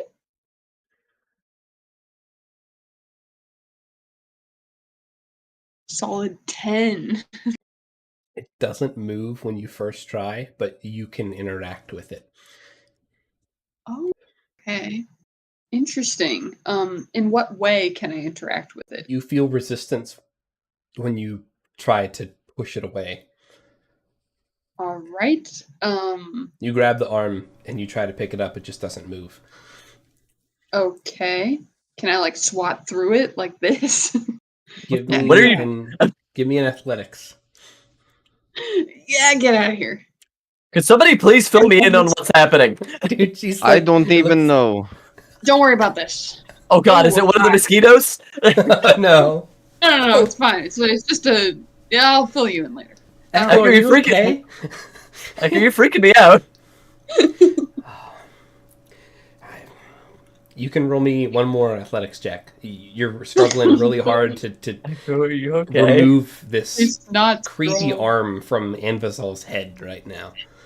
Athletics. This is why I needed Bori. No, 6. It just sit there. It's awful. They're all awful. Or would not be of any help right now. Amazol, I have some really bad news for you. Don't freak out. But your brain is being stirred by an infinitely long jointed chaos arm. What the fuck? Enfisel's gonna pull out a little rune from his pocket and just like put it up to his eye. He's gonna cast Detect Magic. See if that pings anything around here. So it might roll me an arcana. I will happily do an Arcana. It's gonna be a 19. Whoa. Dude, with the 19, you can see, imagine seeing spider silk catching the rays of sunlight. Oh, okay. Like you can almost see what she's talking about, just obviously nowhere near as well as she can. But that's with the tech magic. Yeah. Huh. Look, man, And what I do you tried. see on them? Ah. Boy, I wish you could get a load of this because it's crazy. It's And what crazy. do you all see? It was also like going through his like pockets and pouches. Like, do I don't have anything for this. What do you see? Okay. Hands on the shoulder. So there's it's got like 50 elbow joints full. Imagine a very ghoulish arm. It's just kind of just diddling my noggin right now. It trails up to the sky. Imagine you were standing on that cloud, Bori, and you cast a fishing line, and you stuck my head. That's Anything else about the arm? Like this might The explain the garbling. The murder.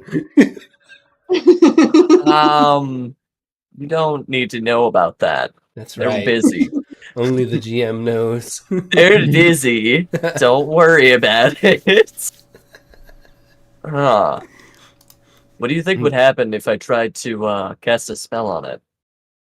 I don't know. Is there anything else about the arm that you noticed? Squints. I got nothing.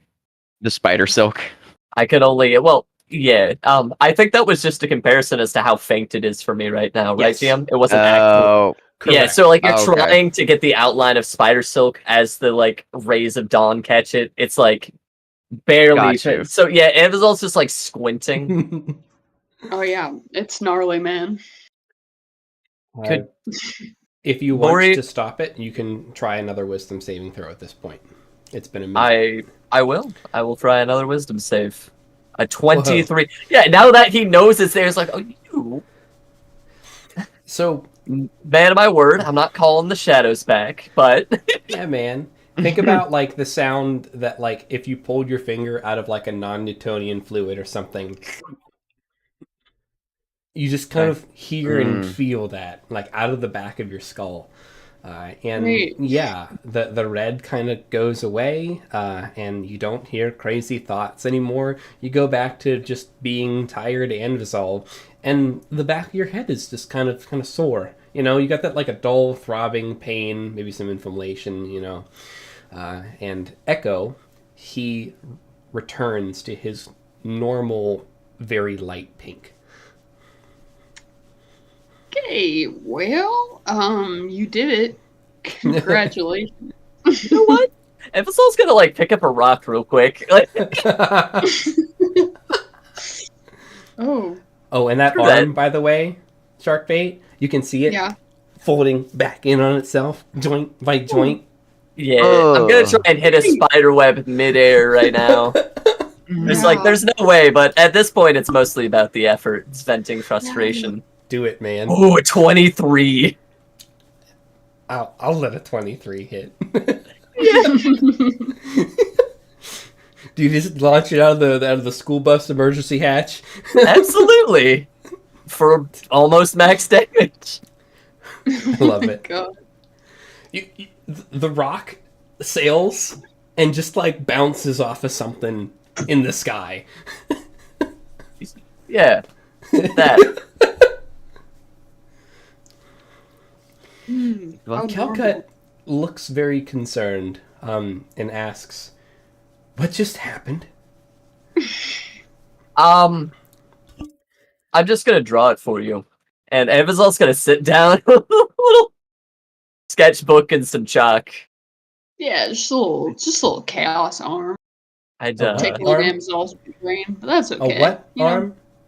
A chaos arm. Whoa. I don't know. It's got a lot of elbows. So, Evazal's gonna draw this, like, you know what? He's actually going to draw the scene, right? He's going to kind of like look at where Echo was, think about what Echo was kind of describing, and then do from Echo's perspective. So like you've got the side of the cart, no details. You've got Anvazal just kind of like sitting there, and then like up into the sky, right? From like this third person perspective, this crazy arm that's like collapsed on. And he'll do like a couple different sections, like how Anvazal sees it, how Echo is describing it. Man, this would be such a crazy project for AI art. You know? Just, yeah. You do yes, it's Bane, and make it sing. So yeah, he'll show that to everybody. So I am able to see into the arcane to an extent, and with Echo's help and whatever that crystal is that I'm still on the fence about letting him hold on to. This is more or less what we ran into. The effect is that it really garbled my thought process. I had surprisingly intrusive thoughts. Normally I'm too tired to be that angry. Apparently you wanted to kill some people? Like, you were really angry about something. Yeah, I mean, they threw rocks at Calcut. That's unforgivable. You killed them? I've been in the cart. What? He's been in here. I've been with you the entire time. I'm so sorry. I thought I heard something about death. He wanted to kill some people. It felt very. I feel very strong. Well, I mean, less so now, but that it's probably done. But oh no! I'm waiting for the meme channel to have like the best like guys in the alley right now memes, you know? Boy, exactly. Me and the boys when the shadows start looking real. So me and the boys been thinking. Calcut.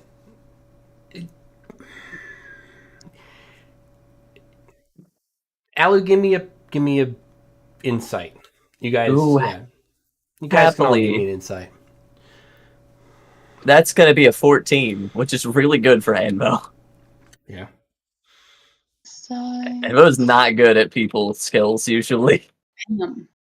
Solid 9 for Dark Echo. bait. Goblins, man.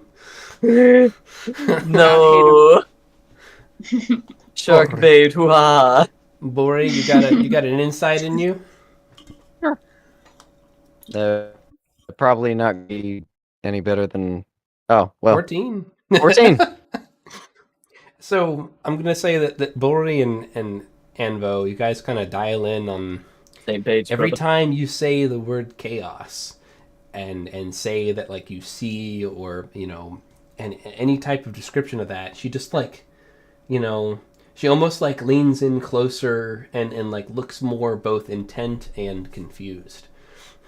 Oh, in that case, Anvisol's absolutely just gonna make a little quick working theory. He's gonna have a sentence with no words or references to chaos, and then the next sentence is just gonna be like, so the chaos, like it's just 5 times one sentence. Like, okay, yeah, that's absolutely getting her attention. Do you know something, or is something bothering you, Calcut? I think that maybe I should introduce you all to my father. He... How do I say it? He believes in a fairy tale about the Aludriea.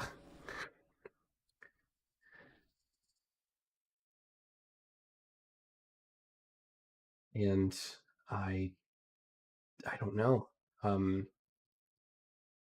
You're describing something that he has seemingly spent most of his life interested in or researching or fighting or understanding. I don't know. I've honestly I've never believed him, but this train ride and whatever you guys say you saw, which I believe you, I don't know. I think maybe that we should speak to him about this. What's the fairy tale? He used to read it to me when I was a child. Yeah, Echo and Anvo. You both can roll me history checks to see if you've heard of either this phrase in literature, or Echo if you know of it from the goblin history that you did. I got a Would Bori's 19. mother. My end. Not Bori this time. Mm. Unless she was like a super big storyteller, which she was, but they were kind of her own stories. Yeah, they're more the Raven Guard. Yeah. I've read a lot of books, Anvizal has read a lot of books, especially about weird cult stuff. Like, yeah. Yeah. It's funny, Anvo, because you don't usually miss on this stuff. That name rings a bell. It's believed to be some type of how do I describe it? what Amazol says. How do I describe it? Yeah, how do I describe it? It's a tale that has been passed on for ages. Ooh. That's treated like a fairy tale and is told like a fairy tale, and that happens to be pretty prevalent in hobgoblin culture. It's one of those things where it's kind of like it's kind of like Grimm's fairy tales, right? Yeah, They just okay. they have become so popular that they persist in literature. Okay, so I have some knowledge, right? Where I'm like, okay, on a surface level, I know the retellings, like the popular the themes that come into other books. And the general theme that because it's not like your culture's fairy tale, but you kind of know it's a story about reunification and hope. Like, that's basically all you know. Like, oh yeah, the fairy tale. It's about that. Yeah, I've heard of it. Make us whole again. Okay. No. Exactly. Yeah, I don't have too much on this. I could tell you in detail about the ties they have to other literature, but I don't think any of that's going to be helpful here. Sorry. I'm surprised that you've heard it at all. I I've don't read a think lot of that books. I have the ability to recall the tale, but perhaps my father can share it with us again. This is a hobby your father's had his entire life, and you can't even. Is this squint setter? Like, Hey, I mean, we all are obsessed about our own. We all have our own obsessions. I'm aware of his, and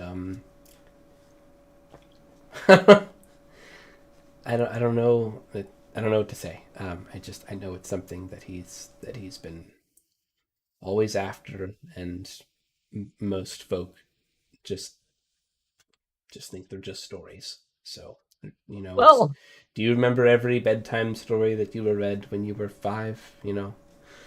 I don't. I guess This is a super obscure thing that is part of a larger, I don't know, effort, or that my father has had a hobby in pursuing, which which after is what the I pursuit saw of on the knowledge.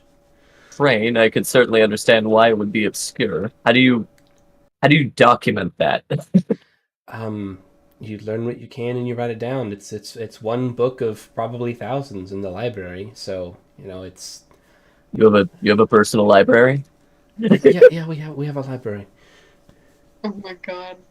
Evan's also over here like, sheesh! We know where Annie's going to be for the next 2 days. It was all buddy. He's just gonna lean over to Echo like she's a private library. Yeah. Amazon, you're gonna have to, yeah.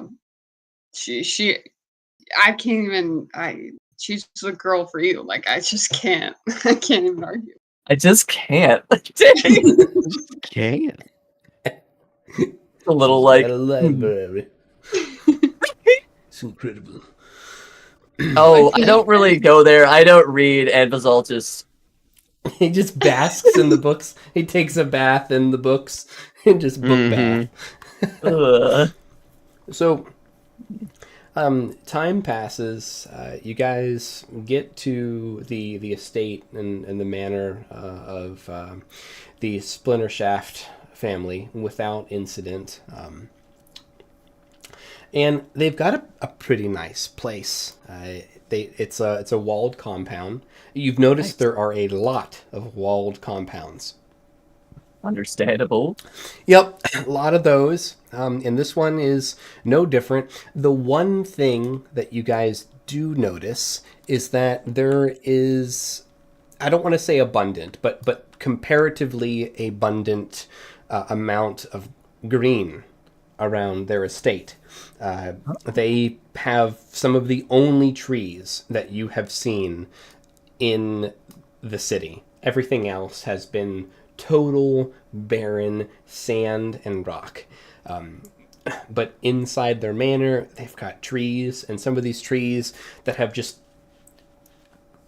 I don't know, they've gained root wherever they can. Sometimes coming out of like stairways, and sometimes sprouting up from the sides of buildings.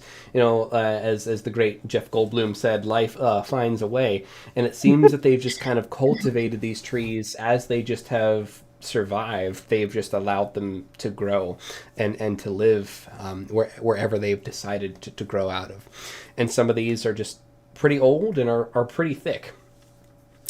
And with some moss covering the walls. And you guys do pull up, and you can see that there's some folk outside that seem to be like doing some type of chores, or that are doing some maintenance to the grounds, etc.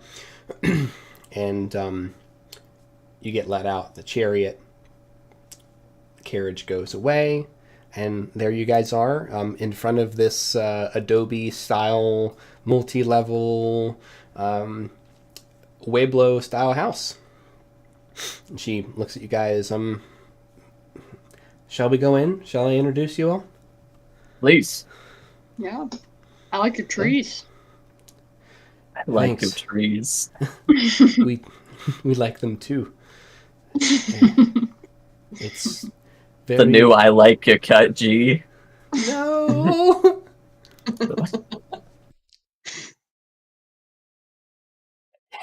It's an honor to be able to grow them here. You know, people say that there's no way that life like this can prevail in Calgully, and I take heart and I take comfort knowing that life can still exist, that life still can prosper in a place such as this. You guys are definitely proving them wrong. In many ways. Unfortunately, I think that the main reason that we can still have life like this is that the curse of my people has not taken hold as much in our estate, and we have not killed off all the life with the excessive shedding of blood on our grounds. Most of Calvazarok cannot support life because of the ground has rejected us. The ground has rejected our way of life, and the very lifeblood that we spill has killed off all the vegetation.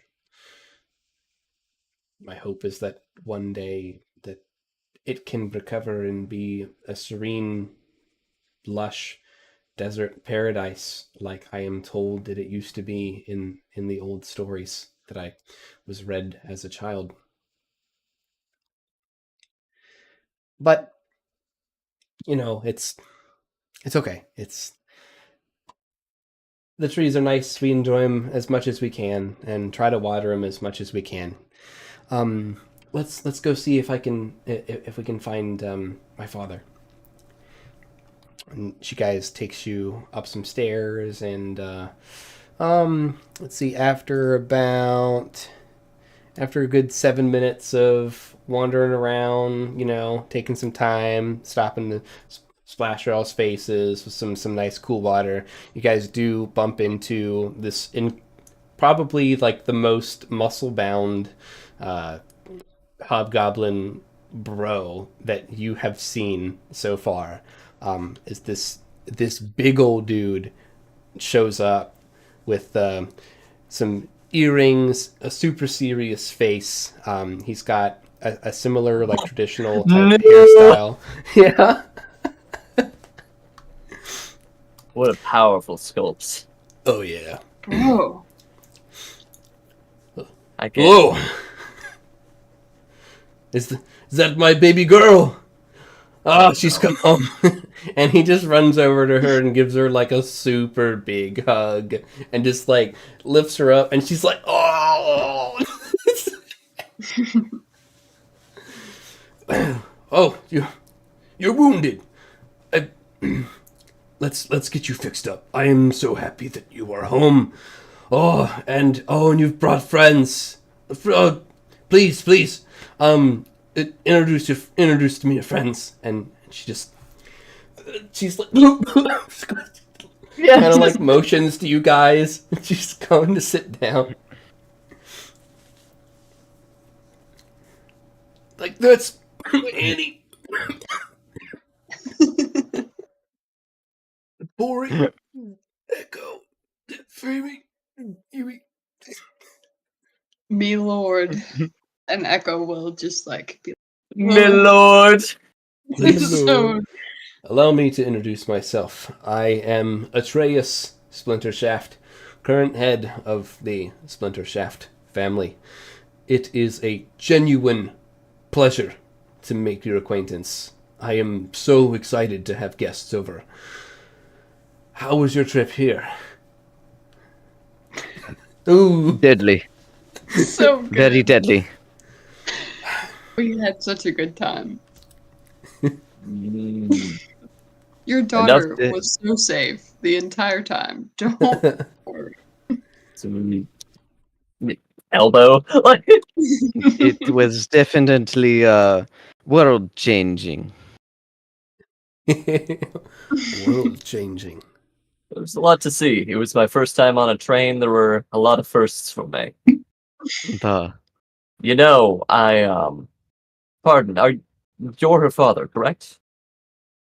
Yes, that's correct. 'Tis I, Now, Atreus Splintershaft. this is something we can get into conversation later, but we think we might have encountered the coalition of entities that might go by the name of, I can't remember. I didn't write it down.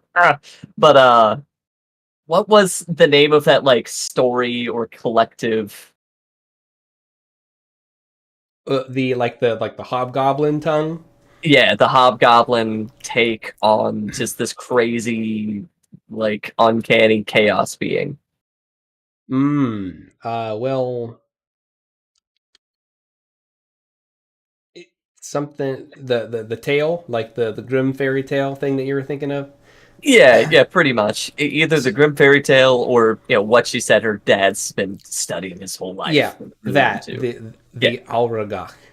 Aludriea. No wonder I didn't remember. Hold on. Tell you what, I'll post that. Aludriea.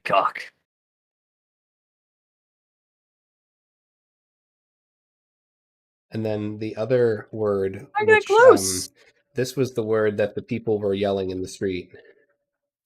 Okay, Paladun. thank you. Okay, I've got both those down here.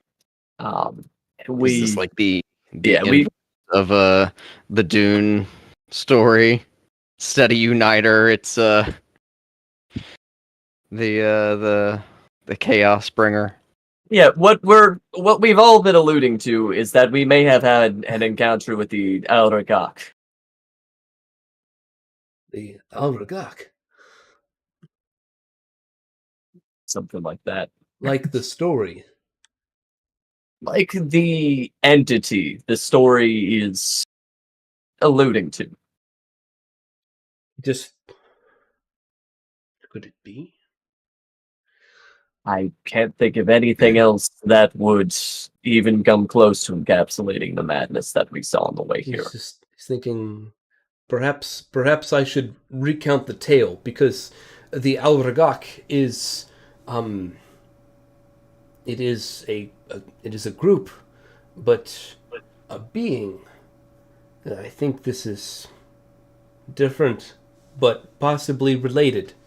Perhaps I can regale you on the full story.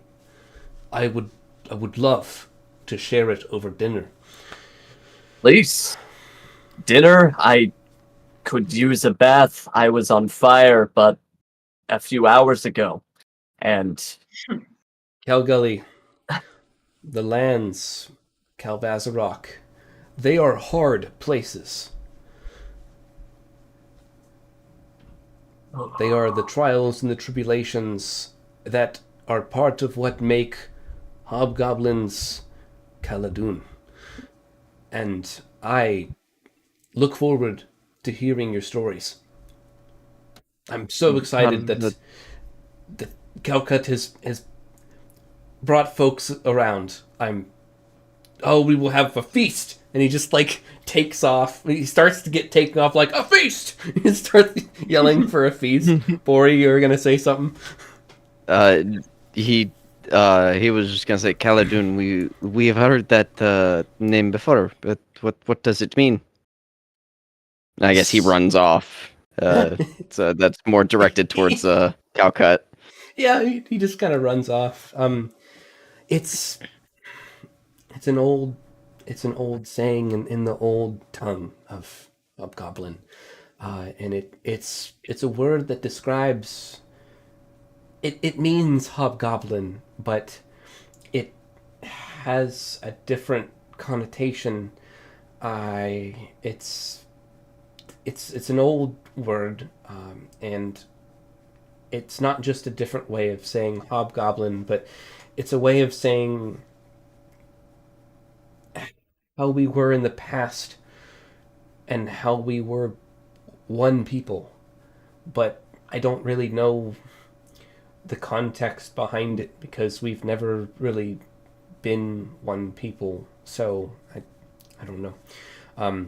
But it's a popular phrase that I guess I don't quite understand the origin of.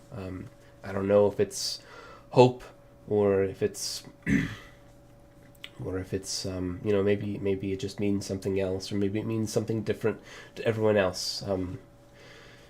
But yeah, that's kind of the history of it.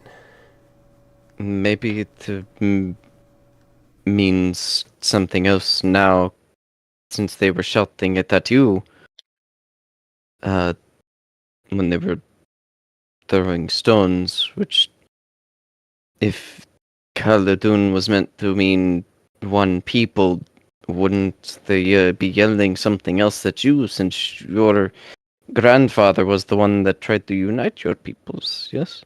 As a player, I think you might be mixing some things up. So there are some people that are I might throwing be. stones, and then there's the other people that weren't throwing stones that were saying Khaldun. Gotcha. Okay, I thought the ones throwing stones were yelling Khaldun. Gotcha. Yep. Gotcha. Maybe we can discuss it more over dinner. I think for now, I'll show you to some rooms, and we can have some people attend to our wounds, and we can rest up a little bit, and if we're feeling well enough to eat, we can perhaps eat. Does that sound okay? So good. Yes. I haven't had a real meal in so long. So she'll lead you all to some rooms, and there are cool rooms that overlook the city of Calgully, which is just a wild sight to see. You see like the occasional smoke and fire and battle just happening in the city. While it's chaotic, there is a regimented precision to everything that the hobgoblins do. Even though that they may be in a state of violence, it is structured. You can see just streets clear, like everyone has just been trained and knows what to do. The street just goes silent, and you see two groups show up, take up ends over one end of the street, the other end of the street. They battle it out. A winner is decided. The street is controlled. And this just happens in a constant cycle over and over again all across the city.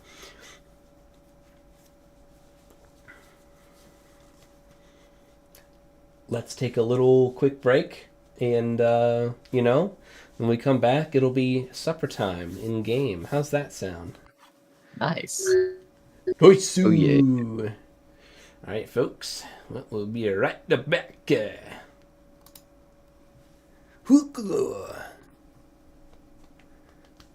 She's got a library.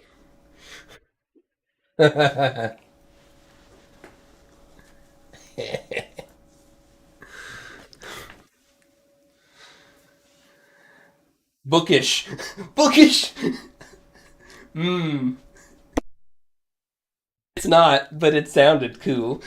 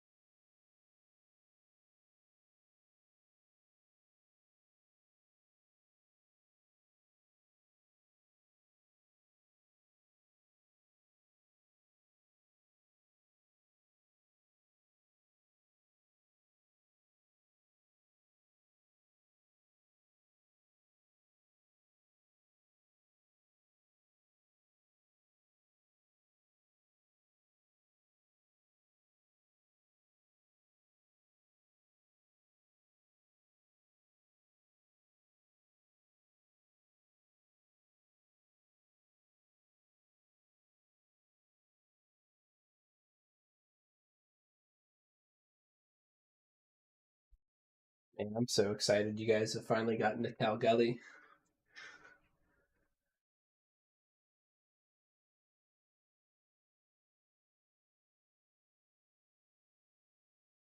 I have like wanted to do hobgoblins for so long, and like just finally I'm like, dude, this is it. We're gonna do hobgoblin stuff.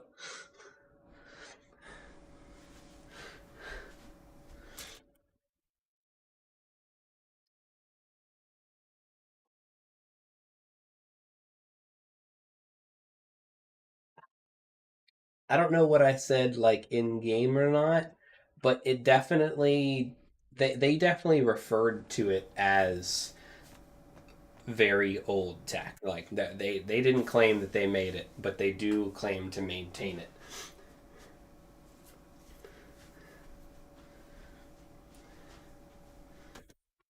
Now, they definitely have a pretty impressive grasp of technology, especially in the applications of military and military magic.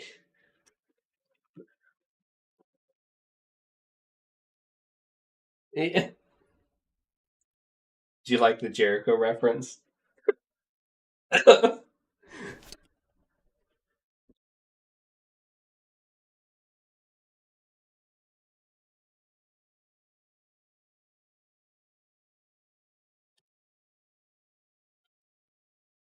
Oh, drinking a second energy drink because I can, because I'm an adult.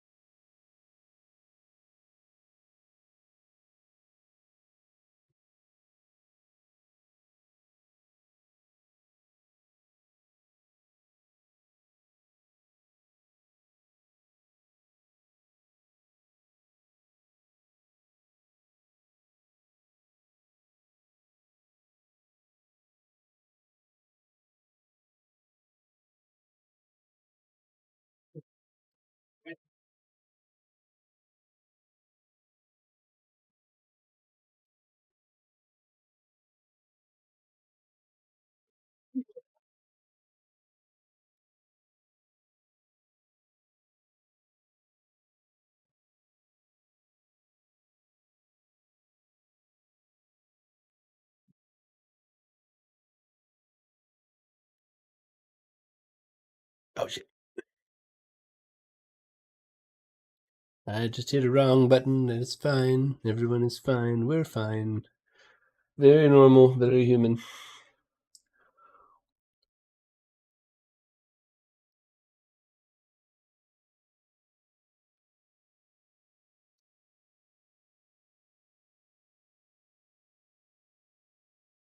No.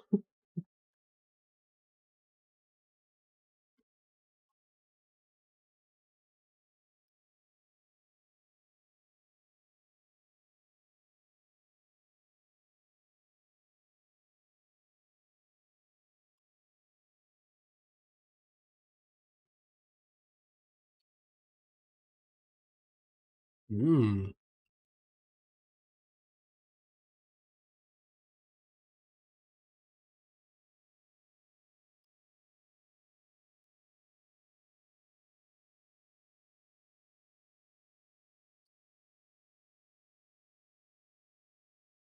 No.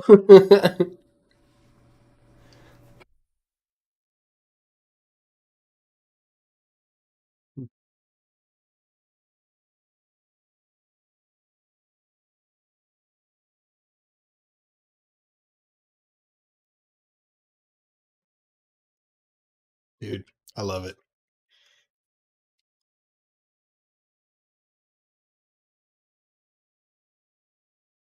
I love it.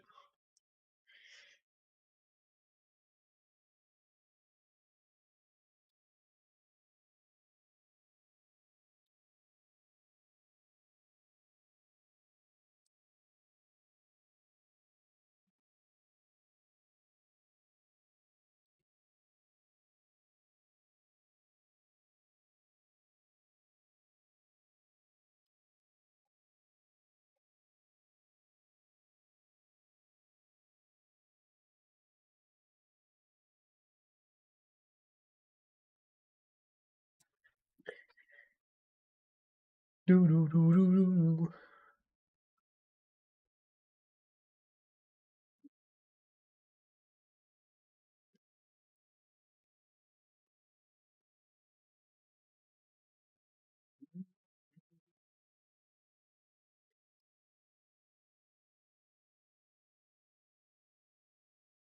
It's shark bait.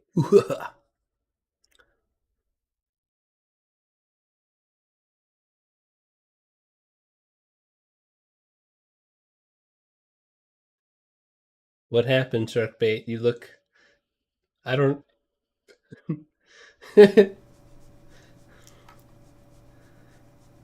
All right, sounds good because we don't know what happened.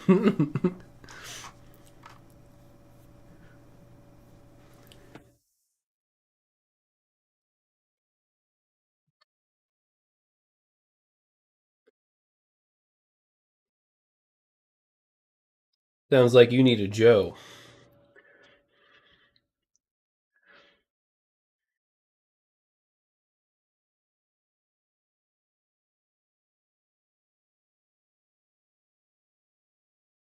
Mm-hmm.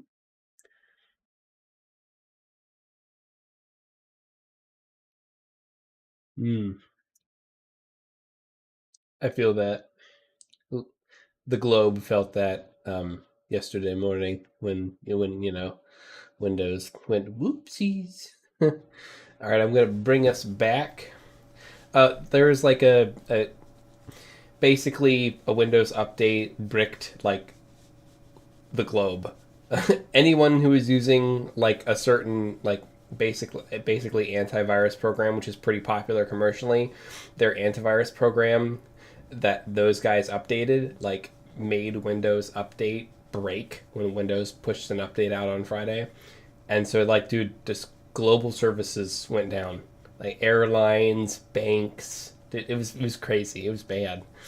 And like the fix was to like you had to reboot every computer affected, reboot it in safe mode, and go into the registry and delete the file from this antivirus that was causing the update to brick. Like every computer, that was the fix. So like if you have a server like remote in like Hungary that you run your company out of, like sorry, you got to go there and do that. Yeah, it was pretty wild. Mistakes were made. It technically isn't Windows' fault. Like it's this company's fault. I can't remember the name of it, but yeah. And we're back. Making black. It is Whoa. I'm gonna get sued for copyright infringement. Who's that? All right. Oh no! So, just we'll do a quick. You guys are in your rooms. It's pretty posh in here. Nice, clean, white linens. There's a bathroom with soap and running water. Whoa! Yeah, this Wow. is pretty nice. It's pretty nice in here. Holy heck! Yeah, like this. Bori, what's your go-to? How do you rest up? Let's say you have like an hour. An hour. Mhm. Well, first up, he completely like head to toe, just like dunks himself in the bath, like, and just stays there for a solid, I don't know, most of that hour. Just and then he know. tries to get Big Good. bath energy. Mm-hmm. BBE. Yeah. Just need There's the G. bubbles. You want the bubbles? Yes, 100%. It's something he's never had. He wants the bubbles. Dude, I imagine you're like playing with him with your mind, like moving him around in your mind, you know? Yeah. Like- He probably has like a couple like floating up in the air too. Nice, dude. Nice. Yep. All right. What about you, Sharkbait? Echo's not touching that bath. Okay. Oh. Anything that's visible on him, like any dirt or blood or grime or anything like that, he's just rubbing off. You know, he's just rubbing it off dry. But he will look around the room and see if there's any like fancy like clothes or anything like that that he commandeer that, or maybe more in the style. Commandeer.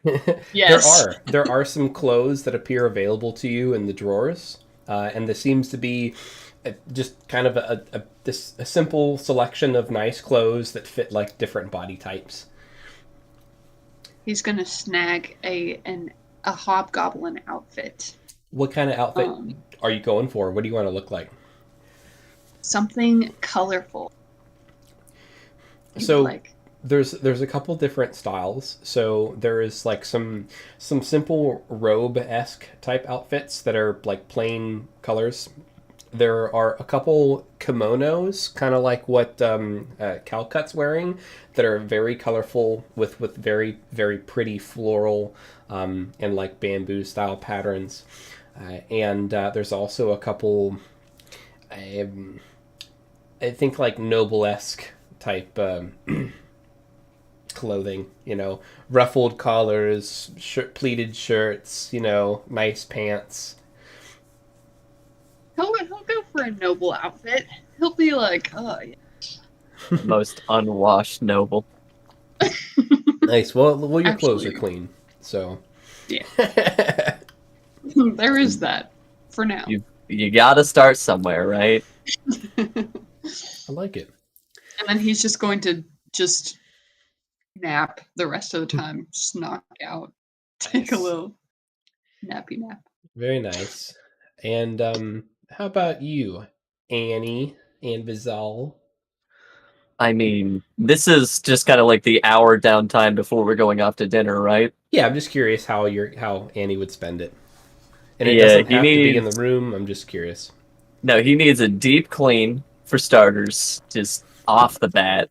He probably needs a new pair of like. Okay, how salvageable are his wizard ropes right now? Because they're pretty bad. Like he has mending, but that's when you've got all of the fabric and materials still there to mend. So yeah,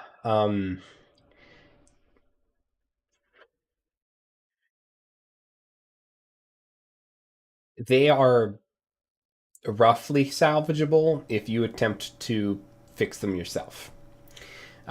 She did mention to you guys that if you needed something to ask, you know, just yell for someone named someone named question mark. Question mark. Mergen. The name is Mergen. Nice. In that case, after the bath, probably just shout for Mergen. Okay.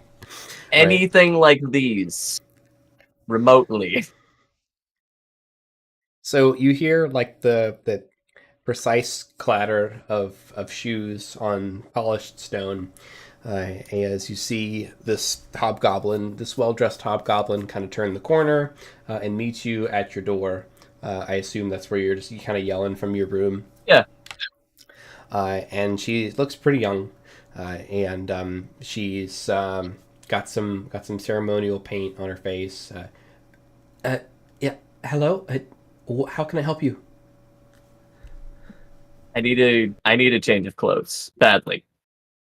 Oh, there should be plenty in the drawers in your room. Is there anything specific that you need? Any type of arcane robe. I'm thinking something with a lot of pockets. As many pockets as physically possible. Does your current robe require any repair? Can you do that? Do you have a tailor? Yes, yes. Is the garb magical? Does it require magical mending?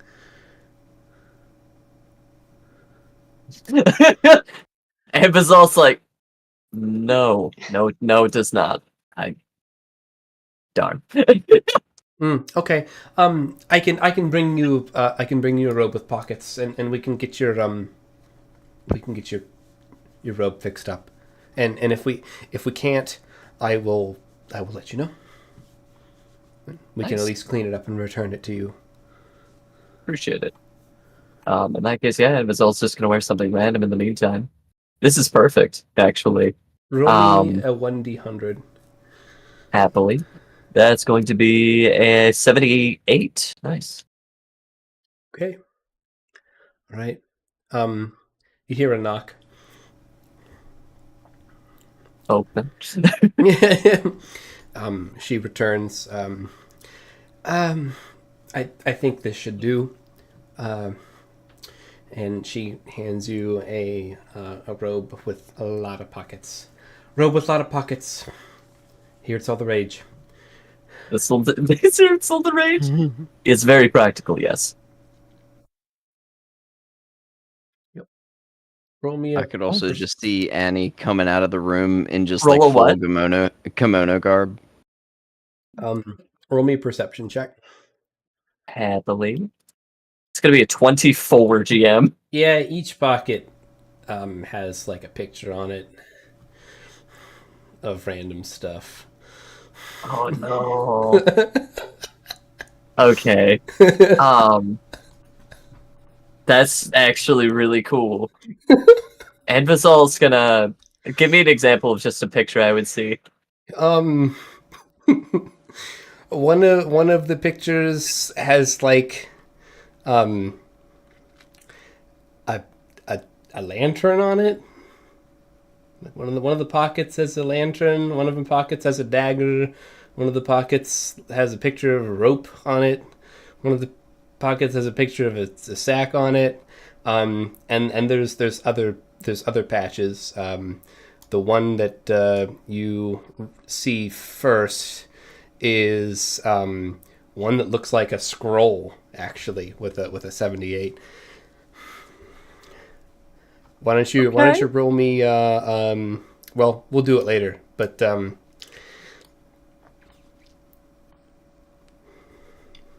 That's pretty cool.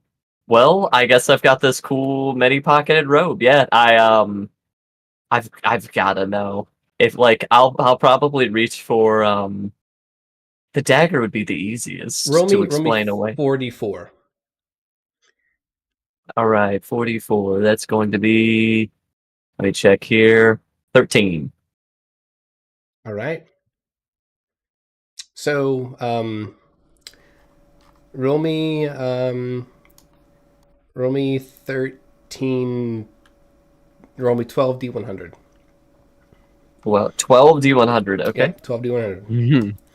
I'll do it real quick. All right, it's gonna be 620, baby. All right. So, one of the pockets has a silver coffer picture on it. One of the pockets is another spell scroll. Another one of the pockets is another spell scroll. Wow. One of the pockets is an iron door, apparently. One of the pockets looks like it's got gems on it. One of the pockets is a wooden ladder. One of the pockets is looks like something that you'd break a door down with. One of the pockets is what looks to be like a little sack of gold. One of the pockets is what looked to be like a red potion of some sort. And one of the pockets looks to be like a window. And another one of the pockets, it's another iron door, very strange. And the last pocket appears to be another ram that you break doors down with. Robe of useful items. I love these so much. I'm here for it. That's actually really funny. You look ridiculous, but I don't care. This is incredible. I'm just gonna go ahead and drag this over really quick to the character sheet and add these things into the description. There you Appreciate it. Thank you. Absolutely silly. go. You hear, Bori, you hear a knock. It's Mergen. Mergen's back again. Master Opens it Bori, everything going well in there? Do you have any needs? Master Bori's just like in the bath, like. He probably like opened it up with his mind.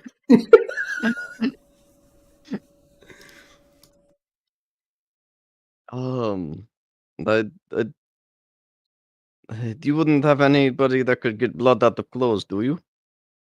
Yes. We're actually pretty good at that. That is our specialty here, actually, believe it or not. No, I apologies. I should have thought of that. Could I Rude. request I have some blood in my clothes. Could I get somebody to take a look at that? Of course. If you'd like to just leave the clothes somewhere where I can retrieve them, it sounds like you're in the bath. I'd be happy to No. help you out. And he'll move his clothes and kind of Oh, push them out the door with his mind. interesting. She just grabs it. Thank you, and just Thank let me know if you you. need anything. Thank you. Couple He'll shut minutes. the door. A couple minutes go by. What clothing did you hand her? The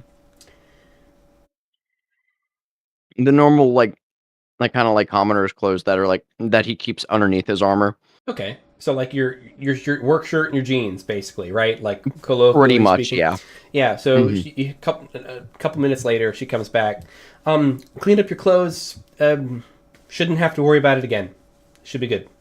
And she just kind of Thank you very much. leaves. And once she leaves, she'll he'll open up his scarf to let out the little crystal spider that he's been hiding in this entire time. My master. It's just like I'm home. Who is your master? Mergen, where is she? I heard her. She's around here somewhere. Mergen.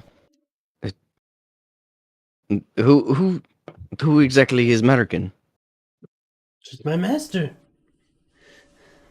I don't know. Okay. This will be brought up later, and he You see who wraps I it play back with? up now.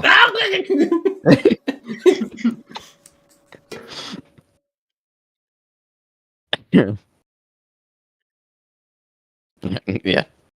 Nice. Your clothes are looking pretty sparkly, Bori. Danke. And Sharkbait, Echo.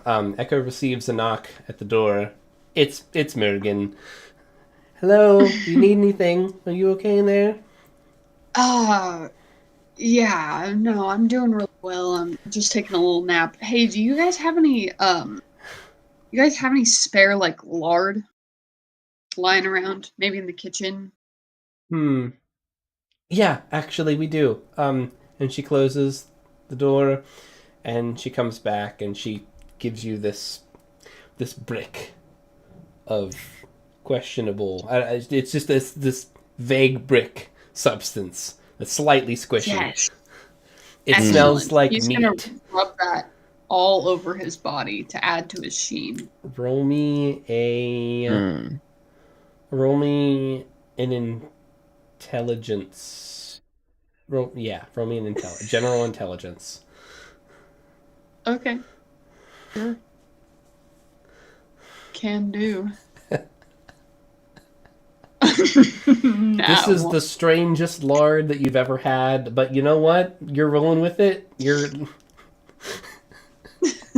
Echoes in strange lands. The lard is going to be stranger. all right. So out of game, you don't realize it, but she has given you bacon-smelling soap, a brick of bacon-smelling soap, and you would have figured it out if you didn't roll on that one, but you did.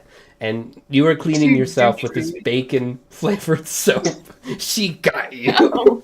And yes, it's a thing. got me. There's a website you can buy bacon-smelling soap. All right. Oh my gosh. Terrible. She amazing. read me like a book. Dang it. He's like, this is the worst smelling lard I've ever. Yeah, the more you use it, the more you just feel like. I don't like how much contact with the air my skin has. What's happening? I'm gonna say that you're right now. You're still grimy, right? But you are primed, right? So at least you smell like bacon now instead of just like I don't know, ass. But you are covered Bacon scented ass. in a layer of like soap Or than film. ass-scented You know? bacon. I mean, just imagine like rubbing like a slightly moist like bar of soap all over your body. You'd have that like film caked all over you. So you're primed for like a soap explosion. It hasn't happened yet, but like the next time you come in contact with water, it's over. No, my sheen. Oh. It's over. It's All right. Hello. We need to set this up. We need to somehow. You guys are gonna totally realize it too. Like she's gonna come in, like she's covered head to toe in soap, and she smells like bacon. So yeah, What you a guys powerful aura. are brought back He has together, no idea. and Echo has had a transformation, covered in soap, happy as a clam, smells like bacon. Alu, you're wearing the silliest robe that anyone has ever seen. You've got pockets everywhere, and Mostly Bori, of you didn't iron ask for doors. anything. Bori comes out gleaming. Like, everything about him just looks magnificent. He's got a gleaming shirt. Like, his teeth are glowing. Like, dude, nobody Ew. knows, man. First time he's brushed his teeth in probably about a month since he's been home. It's been 16 years now. It's been 2 months. Yeah, Bori, I'd say that, like, Echo, roll me a sleight of hand. Right. Sleight of hand. Wha-bam. Solid 16. Nice. So as you're like showing off like your new layer of film that like you're like not sure about, but you're like still like, yeah, bacon. Like I've added to my scent. You like send some of it flying Bori's way, and Bori, you dodge most of it except for like a couple pieces. Just like touch your shirt and instantly disappear. Oh. Oh. Oh. He'll like wipe kind of where it's at, like just nothing. Nothing. They really cleaned this thing. This is amazing. It's even impervious to your filth, the Echo. What? Nothing's impervious to my film. What do you Frini will mean? chime in. I'm pretty sure that stuff we found in the Temple of the Raven Queen that had the similar enchantment. You know, we couldn't make it dirty. We actually like lightly clean surfaces with it. And she just goes on a tangent.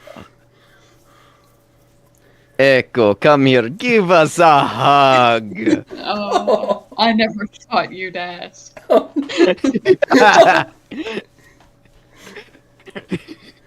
you do it? Oh, yeah. Yeah. All right, Yeah. Echo. So there's a pro and a con here. All right. Oh. Every part of you that touches Bori's clothes no longer has the soap, but also no longer has your stink. All right. God. Yes. The power of friendship. My Yup. boy. Erasing my sheen. So I take it like the front part of Echo's like shirt is clean. Yeah. Is there I- is there a, The- is there a color difference? Like where he touched the shirt?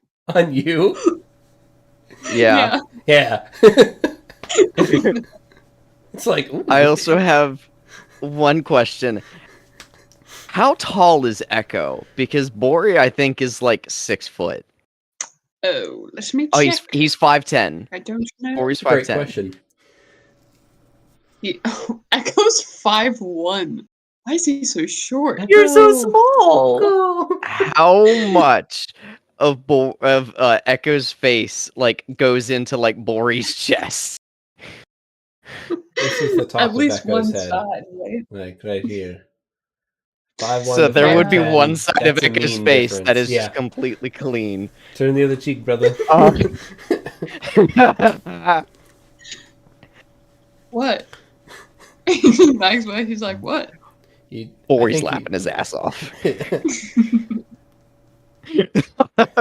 The difference is probably staggering. Like, I don't. Yeah. Yeah. Like I'd imagine like Echo's skin is probably like very white compared to Yes. everything else. Like Well, it's just never this- seen the sun white. The UV rays don't reach it. No. Mhm. He's vulnerable. Oh man. Bori's like Oh. pointing at Annie and then pointing at Echo. I got you. What do you mean? Is there something on my face? Like I just thought I rubbed it all off. And Vazol's not gonna It's- say nothing. Never mind. You were perfectly fine, Echo. Okay, Come, it is great. time for dinner. I can't wait to meet this guy and really talk to him. You'll make a Thanks, great guys. first impression. So you guys meet up again, and Calcut like kind of gives you a smell, Echo, and she's like, "Echo, you smell different. I love that soap. Oh, the bacon soap. The what? The bacon soap. You cleaned up." No, I No. actually rubbed lard on myself. I didn't. There was no soap involved. I'm like allergic to that stuff. Okay. Look, Jesus, so Morgan's just shrugging in the background. It can't be true. He's like looking at himself. It can't be right. Or just gives Mergen like a thumbs up. So, what's his face? Atreus, Splinter Shaft. Hang on a second. Old refresh roll 20. Because we're glitches are afoot. Right. Well, Atreus welcomes you all in the dinner hall. This very nice dinner hall with a great table set up. Bountiful food is available. Please, please, eat up. I'm so happy to have guests. You know, this is the first time that Calcut has ever brought a boy home, or really brought anyone home. I'm so excited. And she's like, "Dad, stop. I'm not going to come home again for another 2 months if you keep this up." I'm sorry. I'm just having a great time. Gosh. Please, eat up. I've got everything. We've got greens. We've got meat and eggs, and he just kind of walked you through all of the food. Nice. And like he's brought this this cart. And there's like something big and square and heavy on it with a blanket over it, like a white sheet over it. Okay. And it's just kind of like behind him, like, you know, it's there, you know, he brought something to dinner. And so, you know, he takes a seat. He encourages everyone to take a seat. You know, Iwi and Freemy, they take a seat. Brother U did go back to the church once you guys got into town, but he did say that he'd link up with you guys. He just, you know, it just wasn't his cup of tea to go hang out at the Splinter Shaft place. So, everyone's just kind of okay, making some plates, having some small talk, and Iwi's just kind of like, nice place, man. I had a place once. Yeah, and he just kind of like looks at you guys. Now it is overrun with rats. I mean, just one big one, and that was after it blew up. But Just one big one. Ooh. J Prof, I love you. If we're Oh, out there. If you're listening. Yeah. So, and Atreus speaks up. Please, I would love to hear the tales of your new friends. Calcut, I heard that you joined up with Amaranthus. An interesting choice. A good fit for your skill set. Are your friends also with Amaranthus? Is that how you met these folk? And he's just kind of, just getting the conversation going. He's kind of talking to anybody.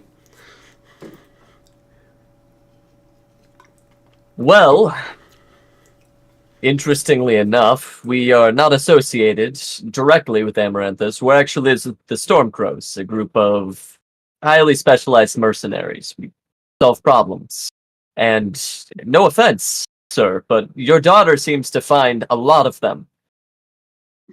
Well, if I'm remembering right, I actually think we found them first stranded in a rowboat. I don't know what would have happened if we hadn't taken them in.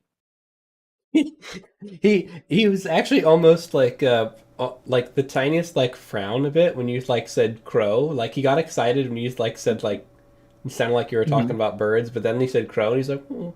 But then you said the rowboat thing and he's like, what?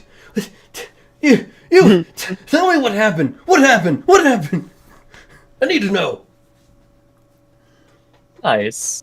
Anvizol would totally regale this person with just the crazy adventures we've been on. Nice. That sounds great. Yeah, no, Give me a absolutely. performance if you want. Happily. Let's see how this goes. Bori, I say would assist with Yes, and I.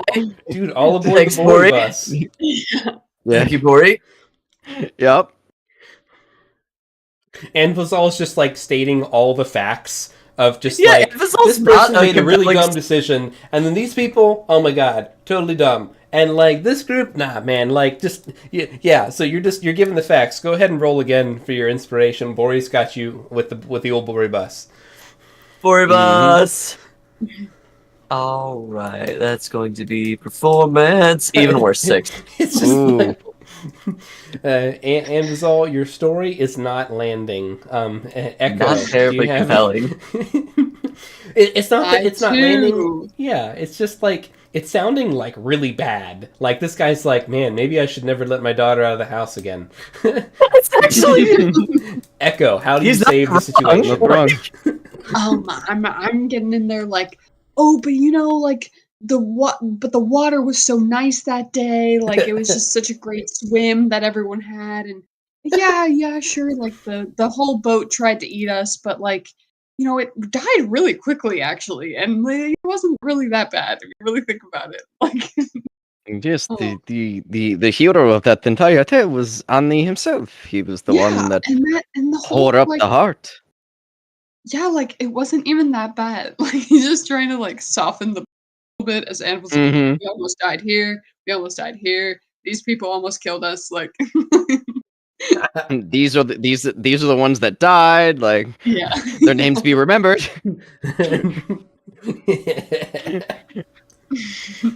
Nice. So he's trying to soften the blow a little bit. I like it. honestly, it's Mhm. pretty regular at this point. I'm This feels like I mean, business not for usual. It's not that bad, You'll have that. And you'll have that on every. Yeah. So his reception of the story, I rolled a 9, which you rolled a 9 as well. Yo, So the same wavelength! it's just interesting. He's still on the fence, Harrowing, but building experience. And you came out on top. You're the heroes. And it sounds like you learned what it means to hold fast, to stay your blade, or to swing it hard when you need to know what it means to have your back against the wall, and to feel what it means to be alive. That is the Hobgoblin way. It sounds like that you all are learning. That Calcut is teaching you this, or perhaps you're learning it on your own, or perhaps you're teaching her the way of the Hobgoblin. It's not just limited to us, but we are a product of our situation, our surroundings, our environment, our people, our history, our culture. It means so much to us. And to have others, visitors here, it would do my father proud to know that a human is dining with us tonight. And 2 humans, possibly? He looks at, like, Echo, like, What are It's a you? half. half, okay. We'll round up. We will round up 2 humans, Round up? asterisk. Asterisk. Echo, you're not. Asrock Splinter Shaft, here's to you. And he just toasts to my father, the one who brokered peace between the humans and the hobgoblins in 10 Peace Pass.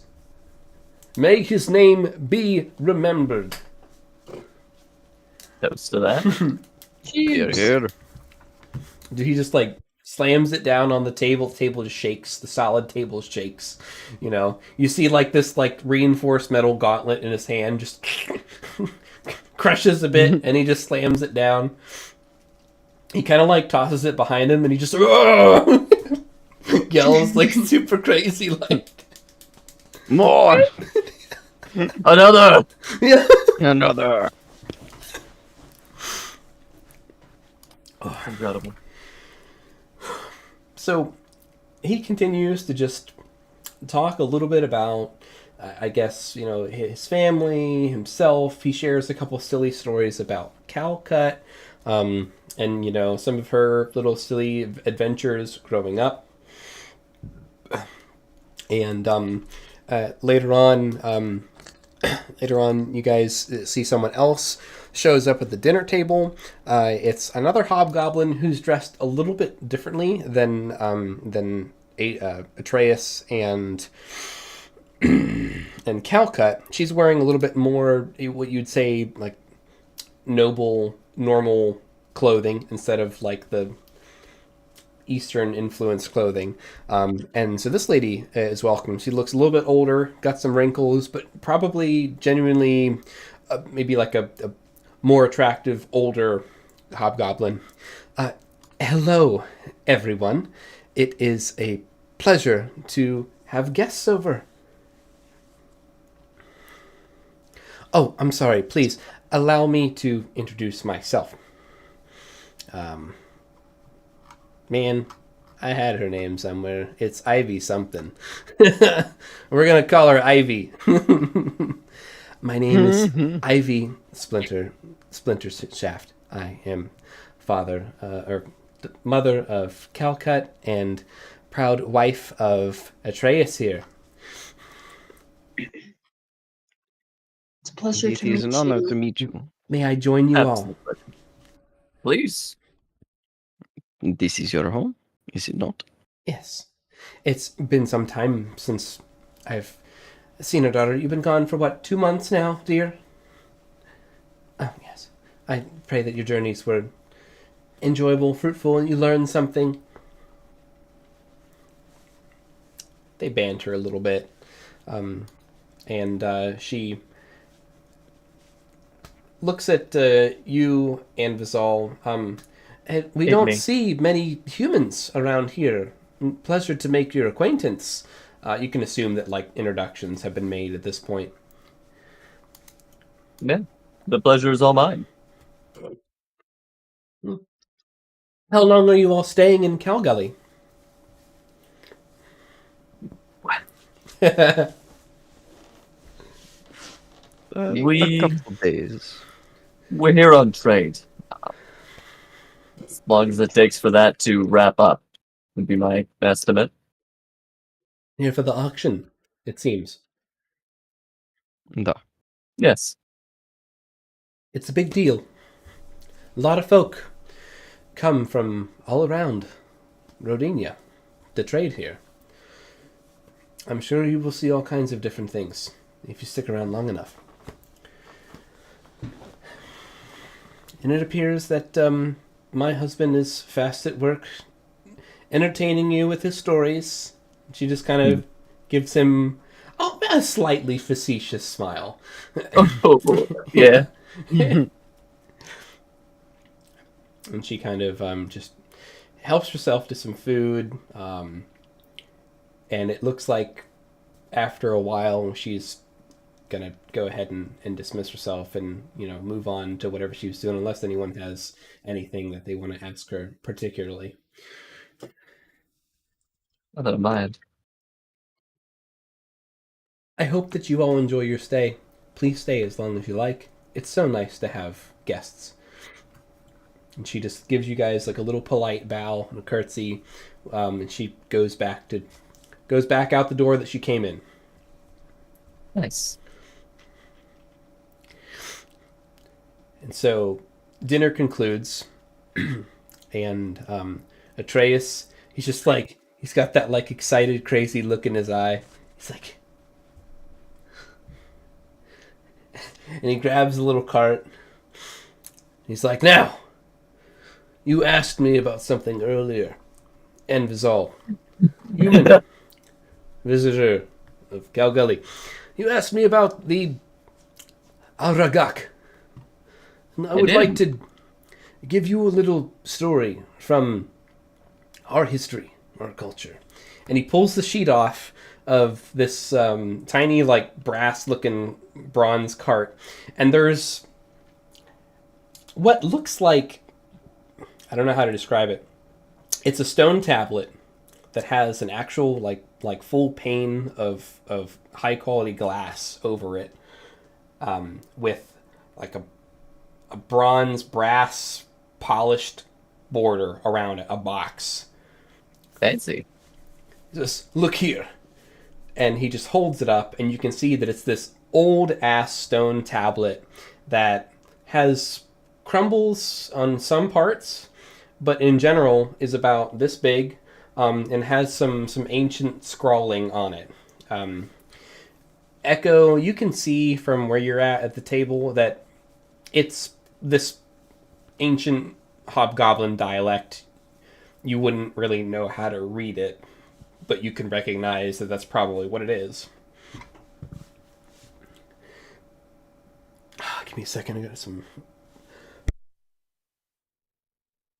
I'm talking so much, I just got all these burps. Oh, heck.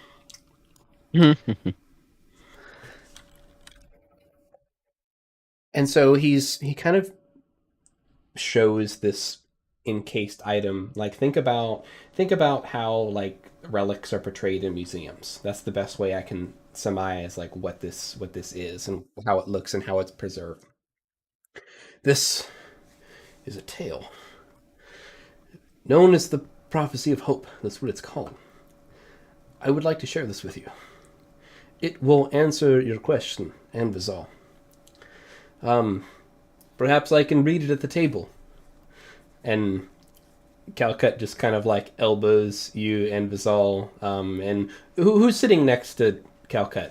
Who would be next to Calcut? Let's say that there's room to sit by her. Is it an empty seat? Is anyone actively sitting next to her? Other than, I assume, Anvizal? Yeah.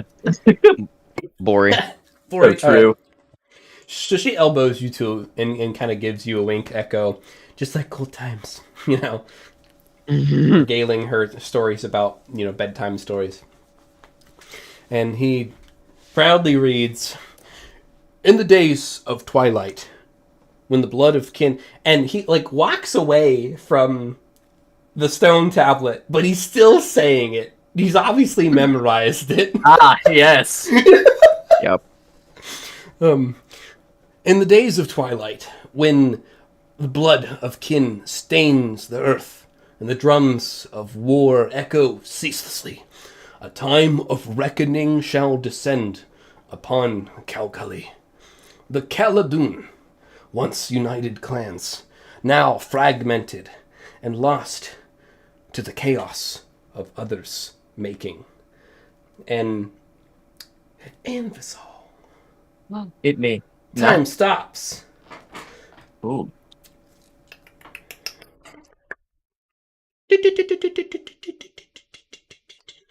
A little friend comes back to talk to you. A Okay. very, very multiple jointed friend. Oh no. Yeah, Vizal's gonna, like, get! And a palm, you can see it now. A palm extends beside you, and there's this, like, little buddy who, man, think of, like, if you tried to make something really evil look really cute, and then you asked a 5-year-old to draw it. So just picture what that would look like. It's probably vaguely bat-shaped. Yep. It can fly. It's got, like, crooked-ass eyes. It's terrifying and cute at the same time. And cute. Yeah. And the hand goes back, and this little buddy is just flying around your ear. And he says, "There's more to this story. The next line is missing on the tablet. Lake Kalvazarak will run red again." And then, poof, time resumes. He's still going. There's, there was a line missing. Wait. I know the story. It's on the stone tablet. I'm missing from the stone tablet. There's From the you're missing a line. Okay. Let me read it. All right. Look, I'm just reading from the stone. All right. I memorized the stone. He's like, just shut up. Let me read. Not like a mean way, but he's like, no, it's the best part coming. Like, Yeah. excited shushing, right? Okay. Yeah, if it's all just kind of looks at Coco like, okay, I get it now. Yeah, I get it now. You She's right? like, yeah, her face is like half pleading, half like see, like Yeah, just the knowing glance. Like, okay, I get it. But You're right. from the ashes of discord, the Auragach shall rise, guided by the raven. It is foretold that those who walk a different path, and he starts pacing at this point, strangers to our ways, yet bound by faith to our plight, bound by fate, will come. They will bear the knowledge of the ancients, and strength to reunite the splintered Caladun, guiding them back to their former glory. And time stops again. Anvisal, little buddy in your ear, whispers the missing line. Without a unified Caladun, we will not survive the long night. Time resumes. In the hour of greatest need, the Auragach will rally the noble houses and awaken the forgotten history of our people. The tip of the spear, forged in the fires of unity and wielded by a single unwavering hand, shall pierce the veil of chaos. In a final victory and defiance against encroaching darkness. And he does like a cool little like hand gesture. Time stops for Anvisal.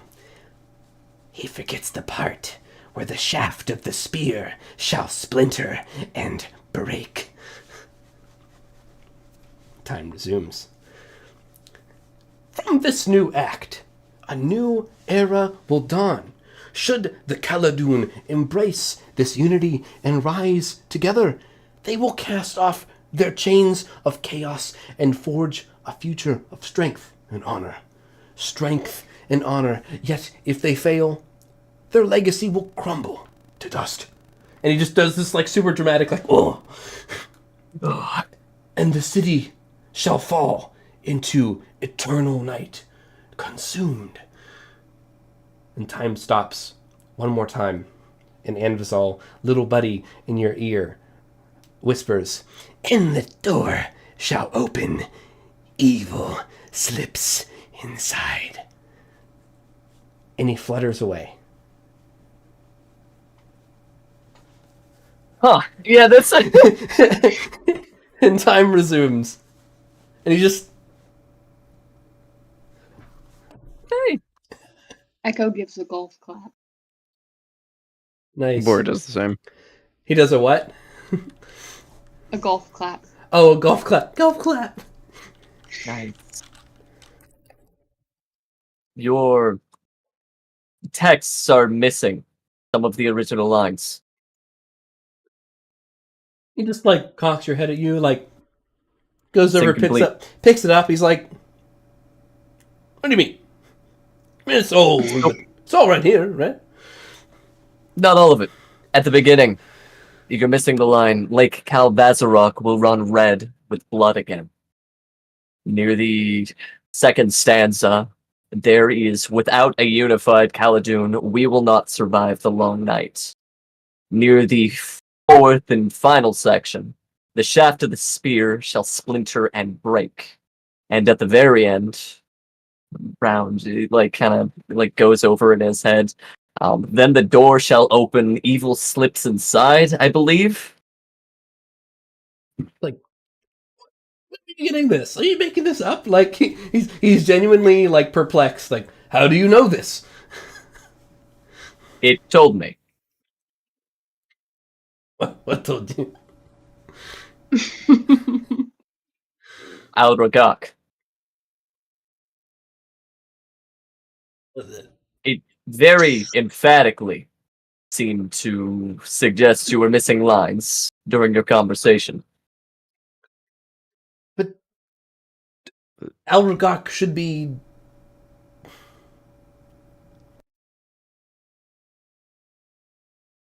And okay, so this is actually perfect. I like to imagine Ambisal draws it perfectly, so it looks like a 5-year-old created this little creature. He's like, no, this is the likeness. They're like, that looks dumb. Like, I know, but he's confused. He's like, no. Alragok is not some creature of the night, not some deity. I think Alragok is you. And he just motions to you all. I think that you come to my doorstep, knowing the knowledge of my tales, knowing the knowledge and the history of my people. You are guided by a raven, and he points at Master Burb. Master Burb just proudly steps on the table. Master Burb! love you, buddy. Strangers to our ways, yet you are here, dining. I can't think that it's just coincidence. It's the first and only time that Calcut has brought guests here. Now, tell me. That's what fate means to him. His daughter finally brought It's... Come on, man. It's gotta be some, like, extra force. Like, there's... Tell me it doesn't track with how this guy seems right now. Yeah, okay. But Yeah, check that. do you possess some type of knowledge of ancients? What? Ooh. The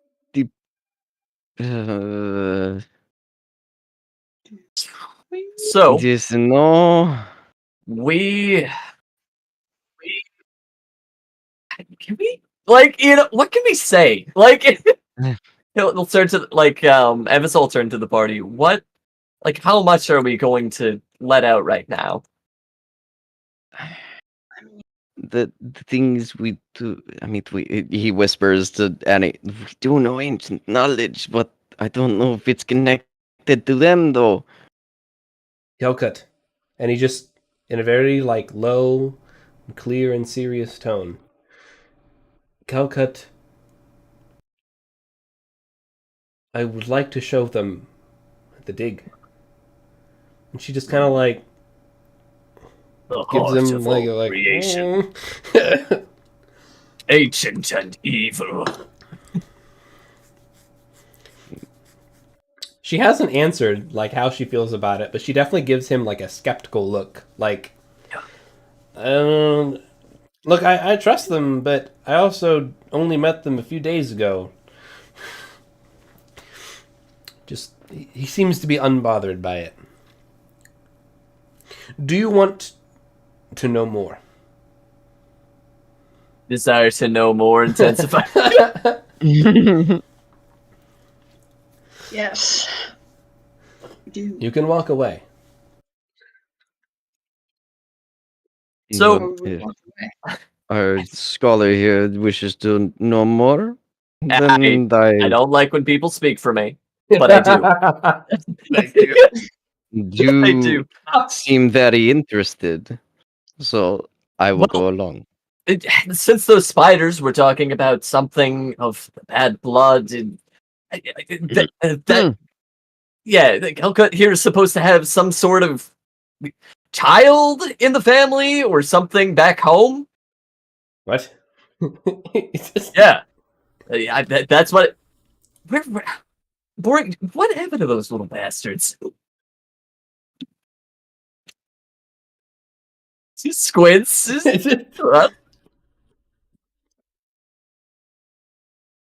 Takes off his scarf and he starts unraveling it and produces the spider. There's Oh, nothing God damn there. it.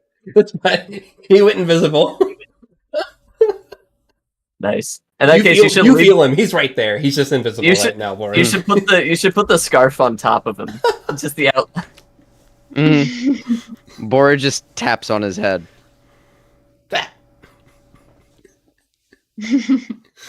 Come on. Is Mergen in the room? Yeah, Merkin's just hanging out, standing over there, like, what you got there? You're embarrassing me in front of my friends, God. And your master is over there. You So see I'm not Master, sure yourself. Master Burb, like, takes a couple steps towards Bad Crystal! He's going for him. Bori just like uses invisible force and just holds him back. You hear, oh, thank God. come from your scarf. Mhm. Incredible. Do I not Atreus show is you? like, hold up. There's something there. What you got there? Well, if he will reveal himself, a little crystal spider. Crystal spider. What is this crystal spider? I don't know this crystal spiders. They don't have crystal spiders here. He just You now. taps him like once, like kind of a little harder on the head. Let me feel this. And he just like squeezes. He like squeezes this thing out of invisibility. He's like, whoa! This is cool. Easy. And you hear Morgan's like, no! Little buddy! What are you doing here? It kind of looks at Mergen like, you know what this is? Little spider thing. All right, little buddy. Say exactly what you said to me on the train. I'm begging of you. I don't even think I can. Something No, wait. cryptic about I'm a master blood and Gas just made that up, so I ran with it. There was something about like the bad blood of like the family. Like there's a child in this. Like there's some sort of progeny. Yeah. The spider was like alluding to like that it was the pet of some child that was linked to their family. She's like, yeah, that's I guess my spider. It found me one day in our house and claimed that it found me and adopted me, and well, it kind of hangs out sometimes and thinks that this place is its home, and it's generally been harmless, and well, I don't really have many friends to hang out with when I'm not serving the family, so I hang out with this spider thing. She just shrugs. Audible gas. How You how said you did we didn't come know to the it? spider on the train. What was that, Bori? But how did we come to have it? She just We shrugs. I don't know. It's been gone for a hot minute. This is Mergen talking. Yeah. She looks pretty Okay. confused. Like she kind of shrugs. It hasn't been around. I thought it died. But it died. Ouch. As they tend to do. Mm-hmm. Not dead. Still here. Will you let me go? Trey is just like, I don't know. Keeps holding on to it. Understandable. I'm just gonna hang on to this for now until I can check it out. He like puts this thing in his back pocket. Here, I have a better way Nice. of containing it, and he just wraps it up in his scarf. And just get my scarf back to me at a later date. Okay. Mergen. No, not Mergen. Need a box. Need a box. A little chew box real quick. Yeah, fetch me a box. Someone, come give me a box. Let me see if he finds a box. Does he find a box? Yeah, he finds a box. Puts it in the box. We'll deal with this later. Can we like put some nails in the box or something? I don't know. See, does he Cedric would hear. He would do it gladly. He figures it out. He just takes a couple forks and he just pushes them through the wood of the crate and breaks off the tines of the forks as nails. Ah, good. That's metal as fuck. That's I pretty like metal, that. yeah. What a creative solution. Yeah. Mhm. Nice. One thing I forgot to make a About this make a dig. mention of. Oh, the dig. I forgot to mention that the silverware on the table is extraordinarily heavy. Oh. I actually Ah. need strength athletic checks for anyone that attempts to use utensils at dinner. I wish I would have remembered this earlier. It would have been a lot more fun. I knew I was forgetting something. Training arc. Natural 20 from Whoa. Bori. 14. I would imagine he uses his mind. Like, he goes to lift it up with his hand and is like, yeah, no, I can't lift this, and just uses his mind. Wow. And So- all sweating. He's been trying so hard. So that's amazing. We'll start with Echo. Echo, roll me a d4. Oh no. 3. That's how many times you can lift your fork during dinner. Oh no. No. Better use it wisely. And Vizal, knowing you probably don't say anything. You just like, gotta get through this. Like, what would Bori do? And like, just through sheer determination and willpower, you lift your fork up enough times to like eat a decent amount of food. But like, dude, this fork probably weighs 25 pounds. Like, Yeah. Oh. Evo's just over here like.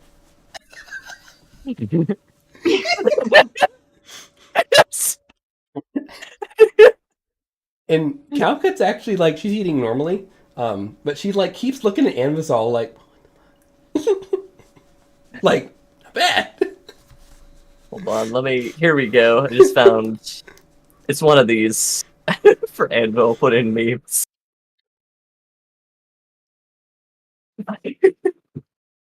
Nice. Oh, let me check the memes here. And That's and just Bori, mood. your choice, dude. Just sheer strength, or like you can telekinetically lift stuff as you're picking it up. What sounds Yeah. fun for you? I'd say, like, he would go to, like, pick it up, and he's like, yeah, no, I can't lift this, and just uses his brain powers. No. So yeah, Atreus is just over the moon with Anvisal and Bordy. Like he's just like, ah, he's so happy at dinner table. Echo. So if you can only pick up your fork 3 times, do you just eat? How do you eat the rest of your meal, or don't you? He would probably still eat. He would probably just like slowly transition to just his hands. Yeah. He probably would not really worry too much about like what they were gonna think about him. He'd probably be like, I'm dressed pretty, that's probably close enough, and then he's just gonna go in, you know. It's amazing. The plate is shark bait with your 3. The plate is immovable. You can't actually move the plate. And then he's also gonna slyly be Plate is so, immovable. you guys always eat with this where you That's a power That's kinda statement. strong. Oh. Yeah. She just Calcut kind of sighs. It's hard being a hobgoblin. Yeah. Every day like- is a challenge, and it almost sounds like she's quoting something that she's been told her whole life. Every day is a challenge, and then every challenge is a way to be a better hobgoblin. Yeah, that a like pop song? really No. challenging. Yeah, Like eating. let me know if you get stuck in any rooms and can't open the door. Just call for Bergen or someone. Oh, okay. Mm. That explains why there's so many iron door patches on this. Like, yeah, you guys must be pretty Door breakers! strong. Yeah, door break. Incredible. That's Atreus heard you, Echo, and he agrees. You must be strong if you are to survive here. Either strong or insanely gifted in the arts of magic or otherworldly power. We recognize power. Power is power. Some only recognize strength, and while I personally recognize strength, I too see that there are different definitions of strength. For example, I can tell this one, and he just like points at Bori. He's not straining his muscles, but he's picking up my fork, and I applaud him for it. He is strong. Envisal, you are trying hard. You are picking up your fork, and you are eating. You are strong. Echo, Yeah. you've got some training to do. No. I would say all of us are kind of on the same level, but yeah, no, I'm really, I would say, you know, I'm more in the brains, you know, strong in the, definitely not physically as much, but you know. We all Echo, have... Buddy, you could like bench me. Maybe it's just an off day, you know? You look like a strong lad. But just remember, and he just just dips back into his like speech mode. It matters not if we are mostly strong, because our enemies will always be waiting for us to be at our weakest when they are at their strongest. It is true, we all have weak days, but know, on the weekdays is when you will die.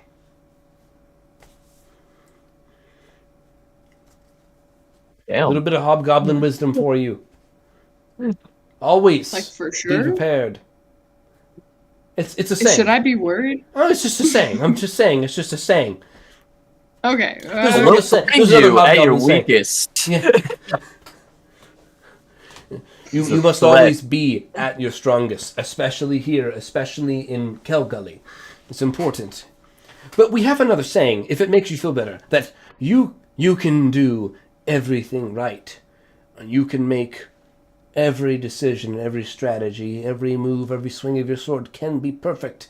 And you can still lose. That does make me feel better.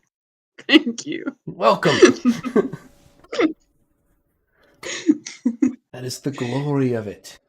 The strongest survives always, and sometimes strength is not how we define it. But there is someone, something out there, always defining it for each of us. In our own ways. It's fascinating. Huh. We respect our elders here because our elders are strong. They have survived the violence, the killing, the slaughters. They have survived against time itself. And may they have grown older, and unlike other races that get larger the older that they get, they never stop growing. That is not the case, but we still consider them strong, for they have weathered time itself and the terrors of this world, and they share their stories. They share their strength, their wisdom with us. They share their history, their secrets. They share their love. And we pass that along, and that too is strength.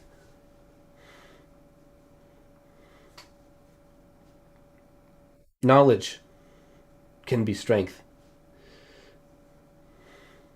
And he looks at you guys. I think you are here for more reasons than you know. I'd like to show you something. I have never shown someone outside of our family this. Calcut's like, Dad. Dad. Like, dude, okay. She's like, whatever. She's like, I'm sorry. Just kind of like hands off, and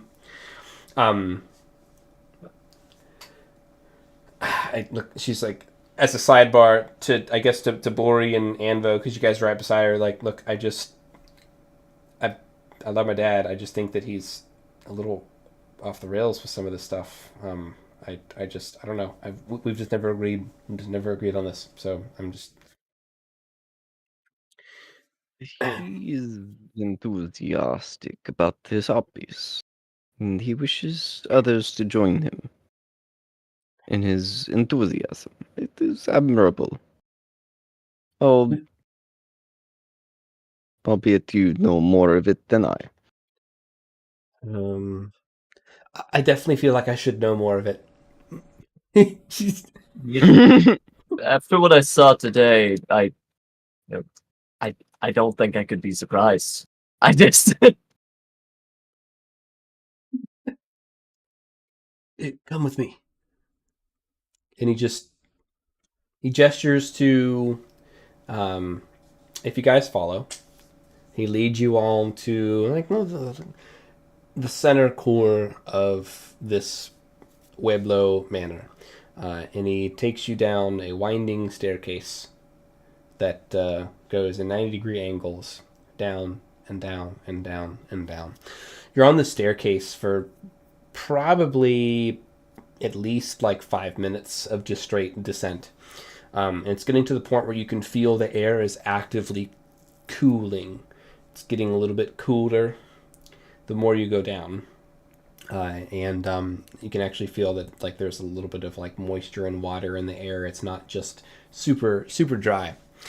And he's just going on about knowledge of the ancients. Been studying it for a long time. Notes in the library. Father Azrock always thought I was silly. Legends of the old means nothing. Know the strength in your heart and wield the strength that you have and don't seek more than you can achieve. He was very old school, He's giving you like the deets on his dad and like very very old school hobgoblin, blah blah. But honestly, I don't really know a lot about the guy. We as a society, as a people, we have lost our history. It's sad. And the conversation kind of goes quiet as he just reflects on some of these sad facts that he's just spouting as he leads you all down the stairs. And you hear Calcut's like, "Here it comes." And she says, like, in the back of the pack. He looks at you guys. "We don't know who we are as a people. The 6 families, we have remnants, grasps, shreds of what we used to be, but we used to be strong. We were Caladun, a unified people. We fought dragons. We fought deities as one. We were the power of the sand. And it was more than just sand. I know it must be true. This place used to have been a paradise. It had to have been. But I don't know what happened. No one knows. Not even my father could speak to whatever was. Just what is. But that doesn't bother enough people. But it bothers me, and I want to know who we were, and who we should be, and who we will become. And that is why I believe in this tale. It has existed long before myself." And he finally leads you into this cave that appears that it's being actively excavated. And in the middle of this cave, you can see that there's rocks that have been blocked and hauled away, some minor scaffolding, and then you see something glowing green in the middle of this cave. Maybe. If Roll20 works. Huh? Oh. It's big. Ooh. What's sticking out is probably like 30 feet in the air at least. This giant hand made of metal and stone, covered in what appear to be runes or glyphs, all glowing a pale green.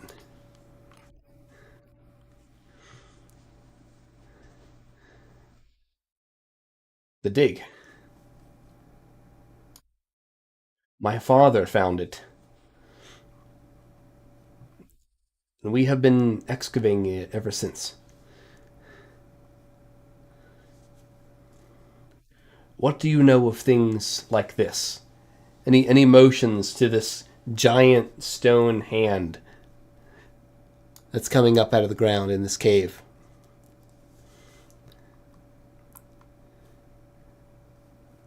I know runes. That's what Amazon could pitch in. You just, please. Oh. GM, what would you like me to roll to see if I would recognize any of these, or to just kind of start deciphering? I've got a few traits that could help me in this. That could kind of be in the background while other folks talk for a bit. Well, I make sure I've got all my steps. If they give me an hour with it, I can learn at least something. You could take as much time as you want with this, in or out of game, but you know some without having to roll, and you could learn more if you roll. I'd be happy to roll. Would that be a history or arcana? What are you thinking? It would be, it'd be both. Okay. Because it's dealing with runes, I would have advantage. Yep. Let's see how it goes. Yep. I'll do both. I'll toggle advantage, and this will be the history. Be a 26, and the arcana would be a 29. Runes. Runes. Those are some pretty awesome rolls. That's kind of nuts. That's crazy. So, Bori, what's your take on this? While Anvazal is just like, oh yeah, I guess I'll look. Just teleports over there and it's just like, Yeah. So you said this thing is made out of stone and metal, right? yeah, it appears to be Can some type Bori of like ta- stone metal. Can Bori take a look at the metal itself and see if he can try and identify it? Ooh, With nice. his limited like blacksmithing knowledge, maybe he might be able to ascertain the type of metal it might have been crafted from. So yes, roll me a fate 20, Fate 20, and okay. then roll me a history check. Fate 20 in history. Nat 1 for the fate, 14 for the history. Interesting. So you're pretty confident that Or you know what? I'm gonna add 3 to that. I'm gonna use some pressure points. all right. Adding 3 to what? To that history roll. Okay. All right. So you're pretty confident that you've seen this metal before, and that you're pretty confident that this metal is only found in a faraway place. But Yep. nah, he doesn't know of that faraway place. Doesn't know a name. Okay. No, that's all you got with that combination of rolls. Okay.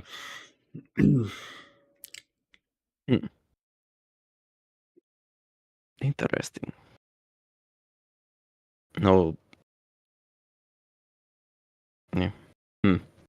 Echo, you have any thoughts? Anything that you want to add or don't want to add? Unfortunately, I think being the country bumpkin that Echo is, I don't think he would know anything about what's happening in front of him unless he has niche otherworldly knowledge that might come in handy, but I don't I don't think so. He's just like, whoa, that's a big hand. I'd like to high five it. You can if you want to high five it. He's just he'll Echo he'll just gently- descends. Go back there! Just his true form is revealed. oh no. All right. Nice. It Well, it I'll probably give it a tracks for Echo. gentle slap on the palm, as high as his 5'1" frame can reach. Roll me a fate 20.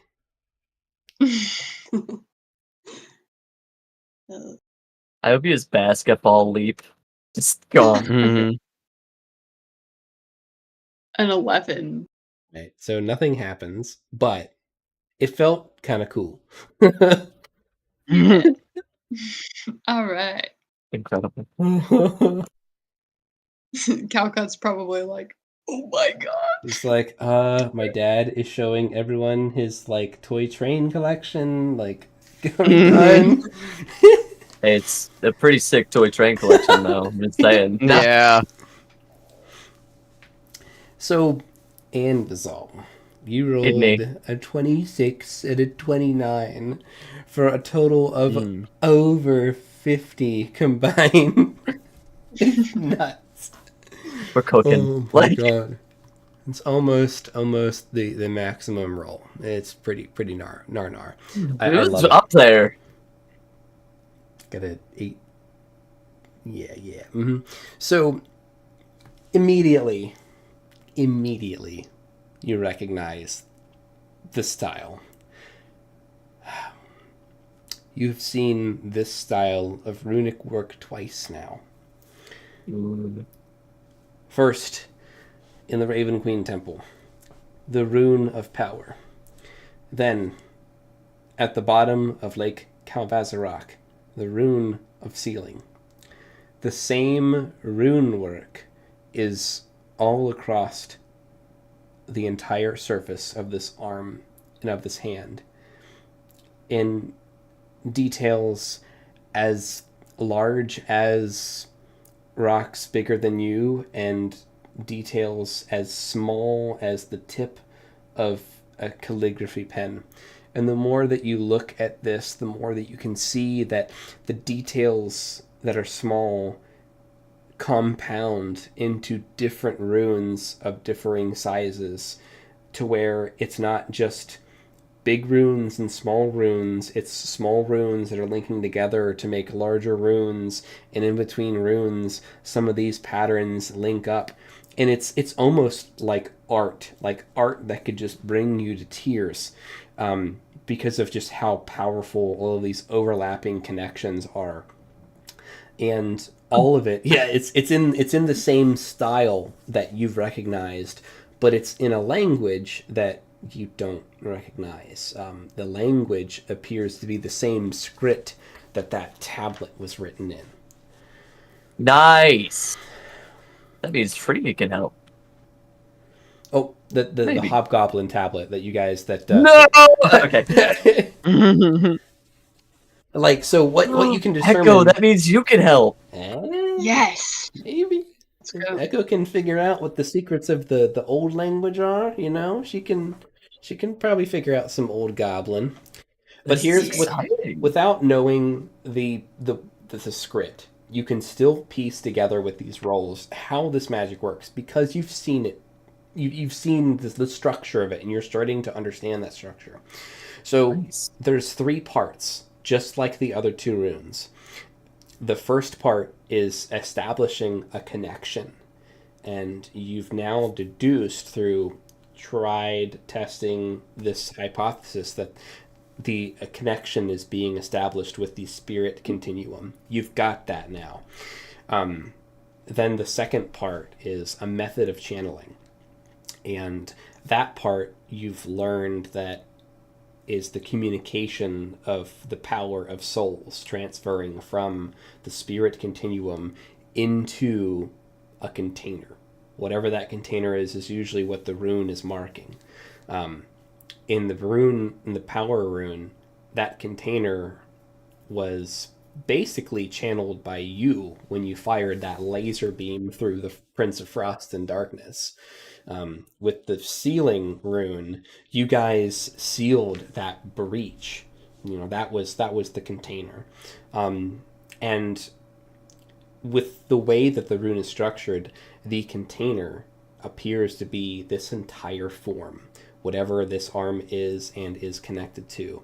And you can see that the way that this third part of the rune is written, it's like the rune never has a start and an end. It is part of this, whatever this is. And you can see that, like, it's designed to send the very essence of souls, to permeate them deep into this construct, creature, entity. It's hard to say, but you can get an idea what it's for. And it seems to be some type of super advanced type of animation, like how you would command a ghoul to move on your behalf and to do on your behalf. Oh no, GM! Don't give me a mech. I'm gonna feed. So you're telling me this is in and resolved me is like immediately is like, this might seem like an odd time to ask this, but do you people keep a morgue? Graveyards, a list of those that have fallen in battles of the different clans. Anything of that nature. And Bazel's got this really, really determined look. He's Like, just like thinking real deep. We do not have records like that, but in the limited knowledge that I know, it was very integral to our culture to always remember the dead, to remember their names. And we had, according to the limited information that I have, there were entire parts of our culture around power through being able to name the dead. And it was the most revered and respected form of life was to pass on. It was the final stage of service to one's family, to one's culture, to one's, well, really the final service to Khaldun, to the unified hobgoblin nation, was to be known in name as your last deed. And Just shrugs. yeah. Doesn't make any sense to me. And what of this culture? Do they still have the name speakers? Scribes? Anything? I don't know. I've never found more than this idea. And yes, we are remembered by name and by deed, but it's our actions in life that speak. Stories are stories. They are for the children, and sometimes we chase them to learn about the past, but they're never more than that unless they come true. I like to believe that stories exist for a reason, be they a cautionary tale or a retelling of someone's lived experiences, warped through generations, but with merit. Okay? This is incredible. I've only seen 2 other monuments of this nature. His It's eyebrows are had- like flying out of his head right Yeah. now. There are sister constructs, each serving different purposes, but bound to the same old ways, the same methods, so to speak. If you would give me time to study this, I might be able to discern more about what its purpose is. Have you gotten the chance to dig any further? I assume this is the work of generations. The digging continues. It is tough work through solid, unyielding stone. We only dig ourselves. We have not shared this with anyone else. You can understand the process has been slow. Kind of snaps his fingers. I hear there's going to be a great market coming up. An auction. I imagine with how big your trade city is, you see every type of bauble, magical item, and thing underneath the beautiful sun. I have an idea. There's something that I had heard about in my studies. It may require some backing from you, and it could be invaluable to your excavation. What do you know about golems, or rather, elementals?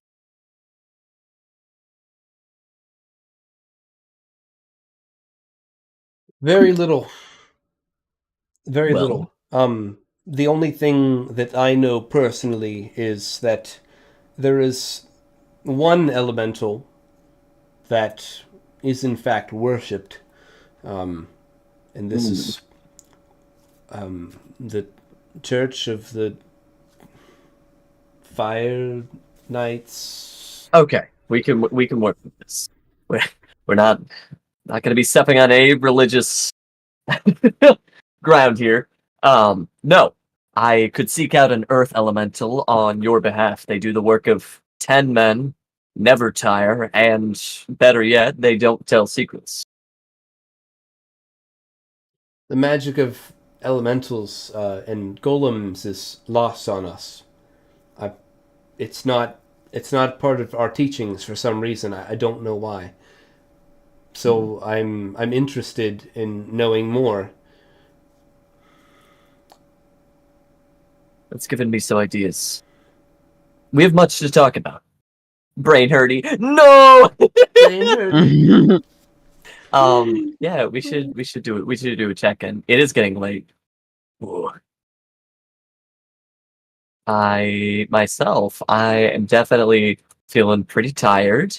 How long are you thinking for the sequence, TwoHands? 10 minutes? 5 minutes? I mean, I could do 10 minutes. 10 minutes, like, I had something interesting for you guys for your next long rest. If it was Nice. going to be in Cow Gully, and that could be a spot where we end it. Yeah, Like- I'd love to talk to this NPC more, but I know Mhm. that can be a lot at this late hour. Well, luckily, like you guys are here. You know, you have an open invitation to exist here, and to talk I to like that. the small crew of folk here. But it is getting late, in game and out of game, and I know that we're all pretty tired. I just had something exciting that I kind of wanted to like share with you guys, but if we're too tired to do a little fun thing, then I can wait till next session. But it would give you guys some things to like mull over after everything you've learned so far with your adventure in Cow Gully. I myself down. already have a wild ass idea or theory. Nice. I'm down for a little quick guy as long as I'm being asked to solve puzzles. As There's I no said, puzzles. Brain City. No concur. puzzles. All right, deal. So we can do a we can go back to this moment, however much you want to spend trying to learn more or talking about this. But the evening comes to a close. And Calcut is really just saying, "Hey, you know, we've had a long day. We've gone through it all, and I think that we should retire. Cedric, we've sent word to Cedric. You know, he can find us if he needs to, but I'd like to go to bed, and I think you all should get some rest, and perhaps we can go to the festival in the morning tomorrow. Like, we can have a fun time and try to forget about most of today. Maybe remember the good parts." And she just, you know, gives you all, honestly, probably gives you guys like all a hug goodnight, you know, like, "Hey, good night." Aw. And I'm really happy that you're here. And I know my dad's very adamant. I don't know. I didn't expect you to know anything about this ancient thing downstairs. With all due respect, sir, if it has anything to do with the old ways and magic, it is of deep, fascinating interest to me. It's crazy to think about. Maybe you really are the Auragach. I have no idea what that means, but it's a bedtime story. But I'm just a simple scholar, Just a dedicating my life. coincidence. Yeah. Definitely just a coincidence. Just bid you all adieu. Good night. So you guys settle into your rooms. You know, they're familiar to you now that you've had a chance to lay in them. The blankets are actually kind of heavy. Like, each blanket is like a weighted blanket. You know, honestly, I'm kind of God. here for it. That sounds great. Like, Weighted blanket in the I middle love of a weighted desert. blankets. Great. Well, you know, it's a nice, cool desert night. Mm. So it probably feels good, right? It gets real cold real fast. So, Anvisal, I'm going to start with you. Because you rolled a nat 1 when you came into the city. And then some. I've rolled a lot of nat ones. Yeah, man. It works so well. So as you're just laying there in bed, you laying on your stomach, on your back, on your side? Like, how are you sleeping? You know what? Anvisal's probably just... Nice! What's on your mind, Anvisal? Well, at first I was going to say Calgully, but nah. Calgully is temporary, rune work is forever, brothers. Rune work is forever, brother. I'm definitely thinking about the mischief that I can get up to with this, like just piecing together what it might mean, the intricate steps between like how I would get this put back together, what I think it is in general, how I might implement this into my own work, like on a micro scale, on a macro scale, Yeah, mostly war crimes. mostly work around. Got it. Okay. So, business as usual, right? Business as usual. So, Priorities. one thing that you've just felt in like the back of your mind, you felt like a pressure, like a force, ever since going into the city, and really the force reminds you of the force that you felt when that pair of eyes was talking to you all, and it's just its presence was just pulling you closer towards it, right? And so you're laying in bed and your mind is kind of clearing and you're just feeling this force in the back of your head and you realize that it's low key, it's been there the whole time. And it's not like you're falling anywhere, but like it's like that little sense of vertigo that you're only really perceptive of when you've cleared the rest of your mind, but it's there. And it's been there ever since you've been in the city. Ever since that harrowing event with the crazy chaos. And as you're just kind of staring up in the ceiling, just hanging out like this, you see this like in the very dark corner of shadow, where the moon shadows are the strongest. You just see this like bubbling, roiling, tiny cloud that just starts like filtering and spilling down, kind of filtering and down the wall and just forming like a mist at the bottom of the floor. It's small. Huh. It's small. It's not like big. Yeah. What's your reaction to that? Probably just an eyebrow raised, like pandemonium, something else. No, Reveal yourself. no real like voices or objects or entities come from this cloud, but then you start hearing in the back of your head. Imagine hundreds of thousands of voices in more languages than you can even begin to count. Like immediately off the bat, you're like, "Yep, Elven, Dwarvish, Common." You're just like, "Whoa!" And then it just keeps going. It's overwhelming. The sound is so loud that your ears are ringing, even though you're in this room of just complete silence. And these voices are calling out, and the words that you can't understand, they're not good. They're just people in their final moments of death, screams, wails, cries, just emotional torment, just like the 911 operator line on repeat. Yikes. Like, yeah, DDoS 911 call center just going through your brain right now. And it's overwhelming. And just at the point where it feels like it's going to break your mind, it just stops. It just stops. Ugh. And you pass out. Yeah. Unless, roll me a fake 20 real quick, but I'm going to say You know, you probably happily. pass out. I probably pass out. Oh, You yeah, I pass out. pass out. It's going to be better to be asleep for this part. So, you Understandable. start dreaming. Like, you pass out. Just stress pass out. And you're in this dream, and this dream is super foggy, right? Super Okay. foggy. It's hard to really like know or see where you're at. All the people and the setting and the scenario, you just really can't get the details. You can only see what's close to you. You're at a funeral.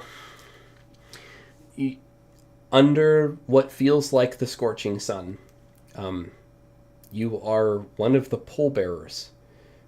As slowly and methodically you all carry this casket. You're older, you can tell just by looking at your arms. Not like you're an old man, but you're a little bit more toned, defined, a little bit tanner. Yeah. Covered in scars. You're wearing noble clothes and what appears to be some type of ceremonial paint on your arms and You can feel it on your face. Everything's out of focus and in a blur. But you can just feel tears streaking down your face as you can hear yourself whispering to yourself, I couldn't bring you back. I'm so sorry. And then everything goes black. You resume your sleep. You don't dream the rest of the night. Everything is black. Cooketh. Bori. Borikrios. Da. Borikrios. How are you falling asleep? He's probably like on his side, arm up. I like it. But- On his side, arm up. As you start drifting off, you're nodding, your eyes are closing. You've just been in a constant state of hypervigilance the whole day. Saving people, saving people, saving people. It's all you've been doing this entire week is just saving people, dude. It's been hard. Like, when's the last time you slept in a bed and got a decent rest? It's been a while, dude. And Weeks. yeah, at least. man. And like as you start drifting off, you're in this room and you open your eyes and you're in a room and you open your eyes again, you're in a different room and you're falling asleep in real life and waking up in the dream that you're having. And in this dream there's a teenage Shatterkai elf who's looking at you, and not like looking up at you, but like looking at you, like about the same height, about the same eye level as you. And this Shatterkai looks fierce with very bright, angry eyes, a scornful look. And Bori, this Shatterkai looks a lot like you. This girl, teenage Shatterkai, is just in tears, angry with you. Why weren't you there? I would have traded all of the gold in the world just for you to stay. Her eyes open wide, and then they start turning black. And blood begins pouring from her mouth as she approaches you and whispers in a deep and dark voice, "What are you running from, Bori? There's still time to save us." And her neck begins elongating and moving up, and you can hear bones cracking. "Don't you love me anymore, Dad?" As her arms begin twisting backwards and large spikes erupt from her broken bones as she shambles closer, a monstrosity. "Can you save us from ourselves?" Dream fades to black as she gets super close to you. Echo. Oh, good. Echo, you're a little different here.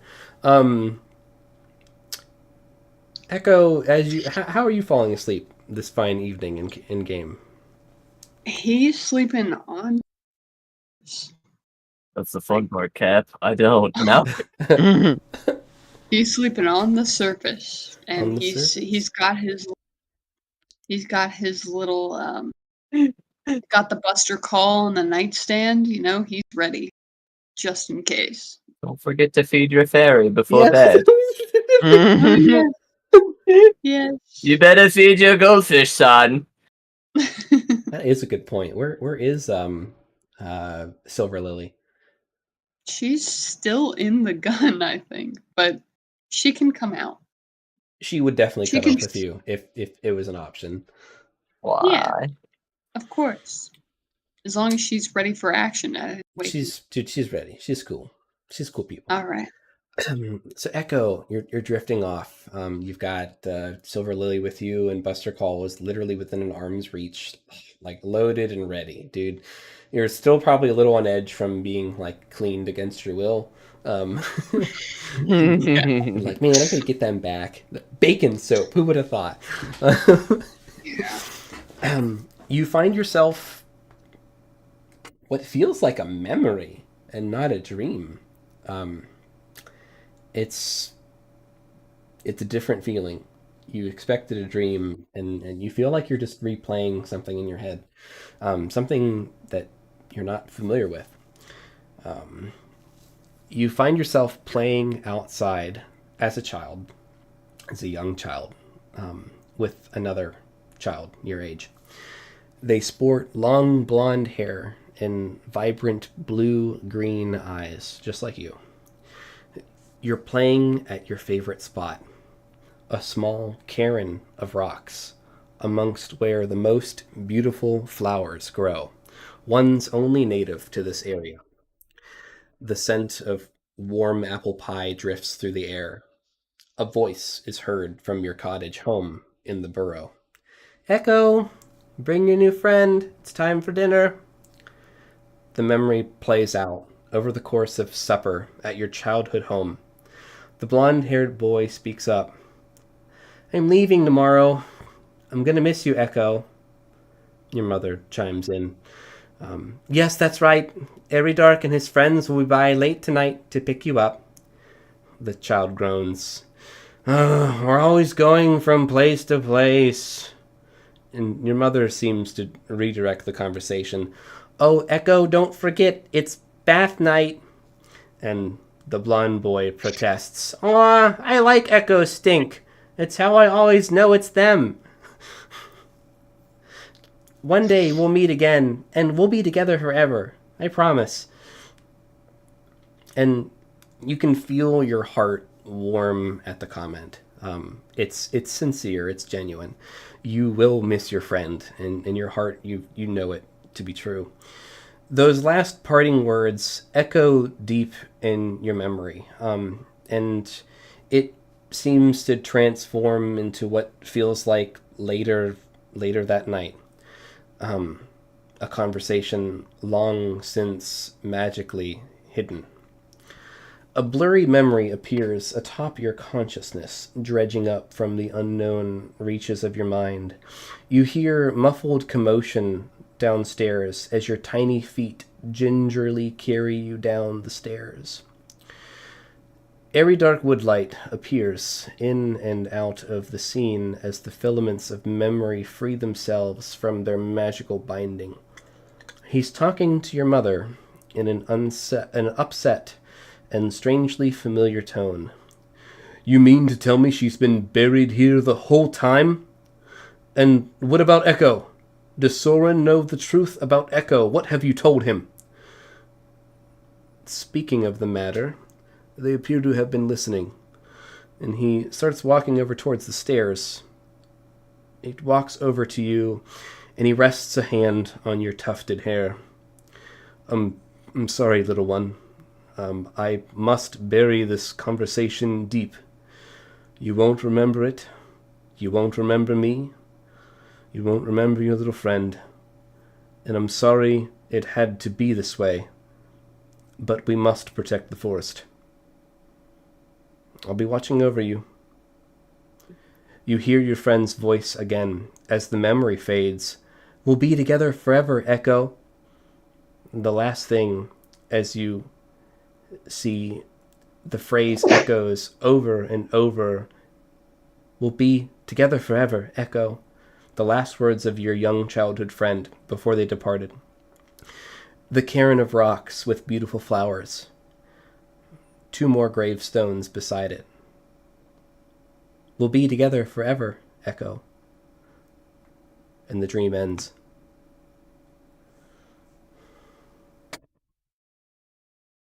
And you all wake up. Bori probably. Yeah. I feel kind of bad for Bori. Envo just wakes up crying, like, oh, what? What? Can't save him. I'll show you. Immediately goes out to the market and buys a diamond, like, Buys a shotgun. Yeah. yeah, that too. Echo, how you Whoever feeling? has good. What's Echo feeling? Echo? Oh. Feeling kind of uneasy. Not surprised, I would say. I mean, probably not bad, but kind of, I wonder what he was talking about in that dream there. And also, I forget, Eridark is the guy that struck a deal with Bori, right? Yeah. In the forest? Yeah. Did Echo see him? Yeah. Mm-hmm. So he's gonna be like, That was him. That was that guy. Yeah. Mm-hmm. That crazy militant Verdant Ire guy. maybe I'll contact. He You know of one way to didn't contact him. He didn't seem to either recognize you or let on that he recognized you whenever you guys met. I would say that you would remember that much. Yes. He definitely talked to you all, and you rolled a history check, and you didn't seem to remember him. But he did definitely spend some time talking to you all, asking some questions, and I had to rewatch And that episode who- just to be sure. Who is buried in my childhood? New childhood Very- memory unlocked! Yay! Love that.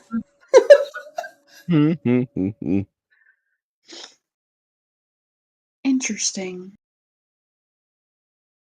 Whoever has a room next to Boris would probably hear in the morning once he wakes up. Liliano! Bori! Poor Bori. Yeah, that was rough, bud. I Yeah. just had Mhm. creeping existential dread for mine. Yours felt personal, my guy. Yeah. Oh goodness. Shall we call it? Anyone else have anything they want to add or questions they want to ask the GM? This is a solid spot for me. I have Mhm. theories. Oh. I have theories as well. Ooh, theories. I love theories. Do you want to share them or do you want to keep them a secret? I want to keep them a I secret. mean, I'm open to Secret. I'm open to sharing mine, but I don't know if you want me to share it on air. I don't know. I'm interested in what you guys what you have think, what you're willing to share. What's your theories, Okay. Bori? Hit us with it. So what was it? The name that they have for the people, Khaldun. Mm-hmm.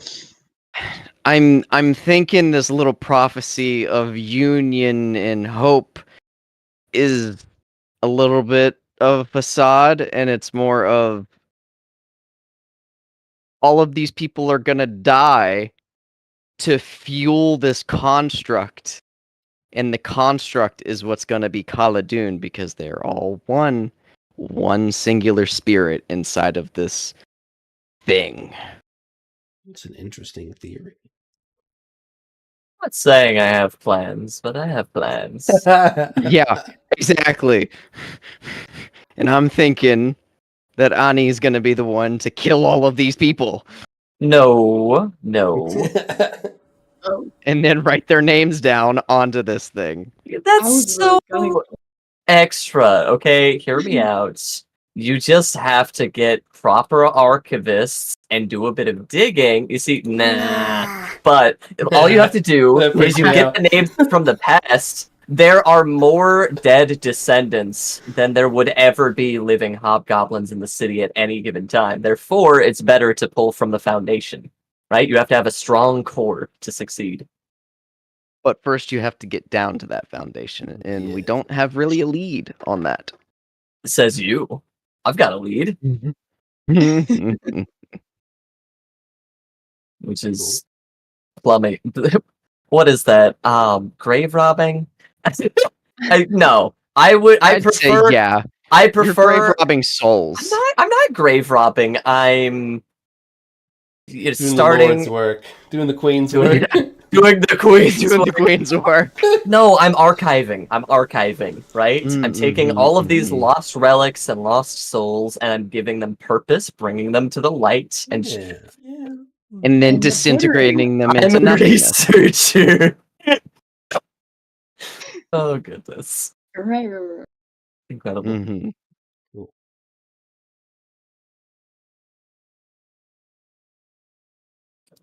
Yeah. I'm happy with that being a good ending spot.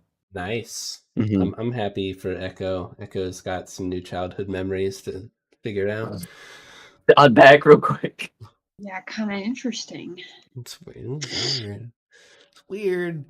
All right, guys. Well, hey, folks. Thanks for hanging out. I was TwoHands, the gym for the jam, and who was I playing with today?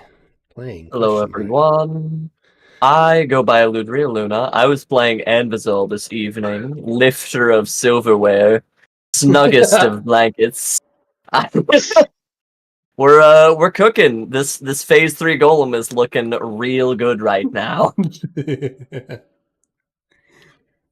Hey, that's some interesting warpaint you've got, Anvizol. Why does it look like that hand we saw? Don't talk about it. No. Those new tattoos? No.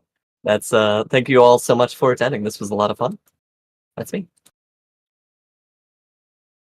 Hello, I'm Joe. I played Bori Krios, our Shadowkai talent, who is now the shookest of boys and now has it in his mind that he's a shitty father.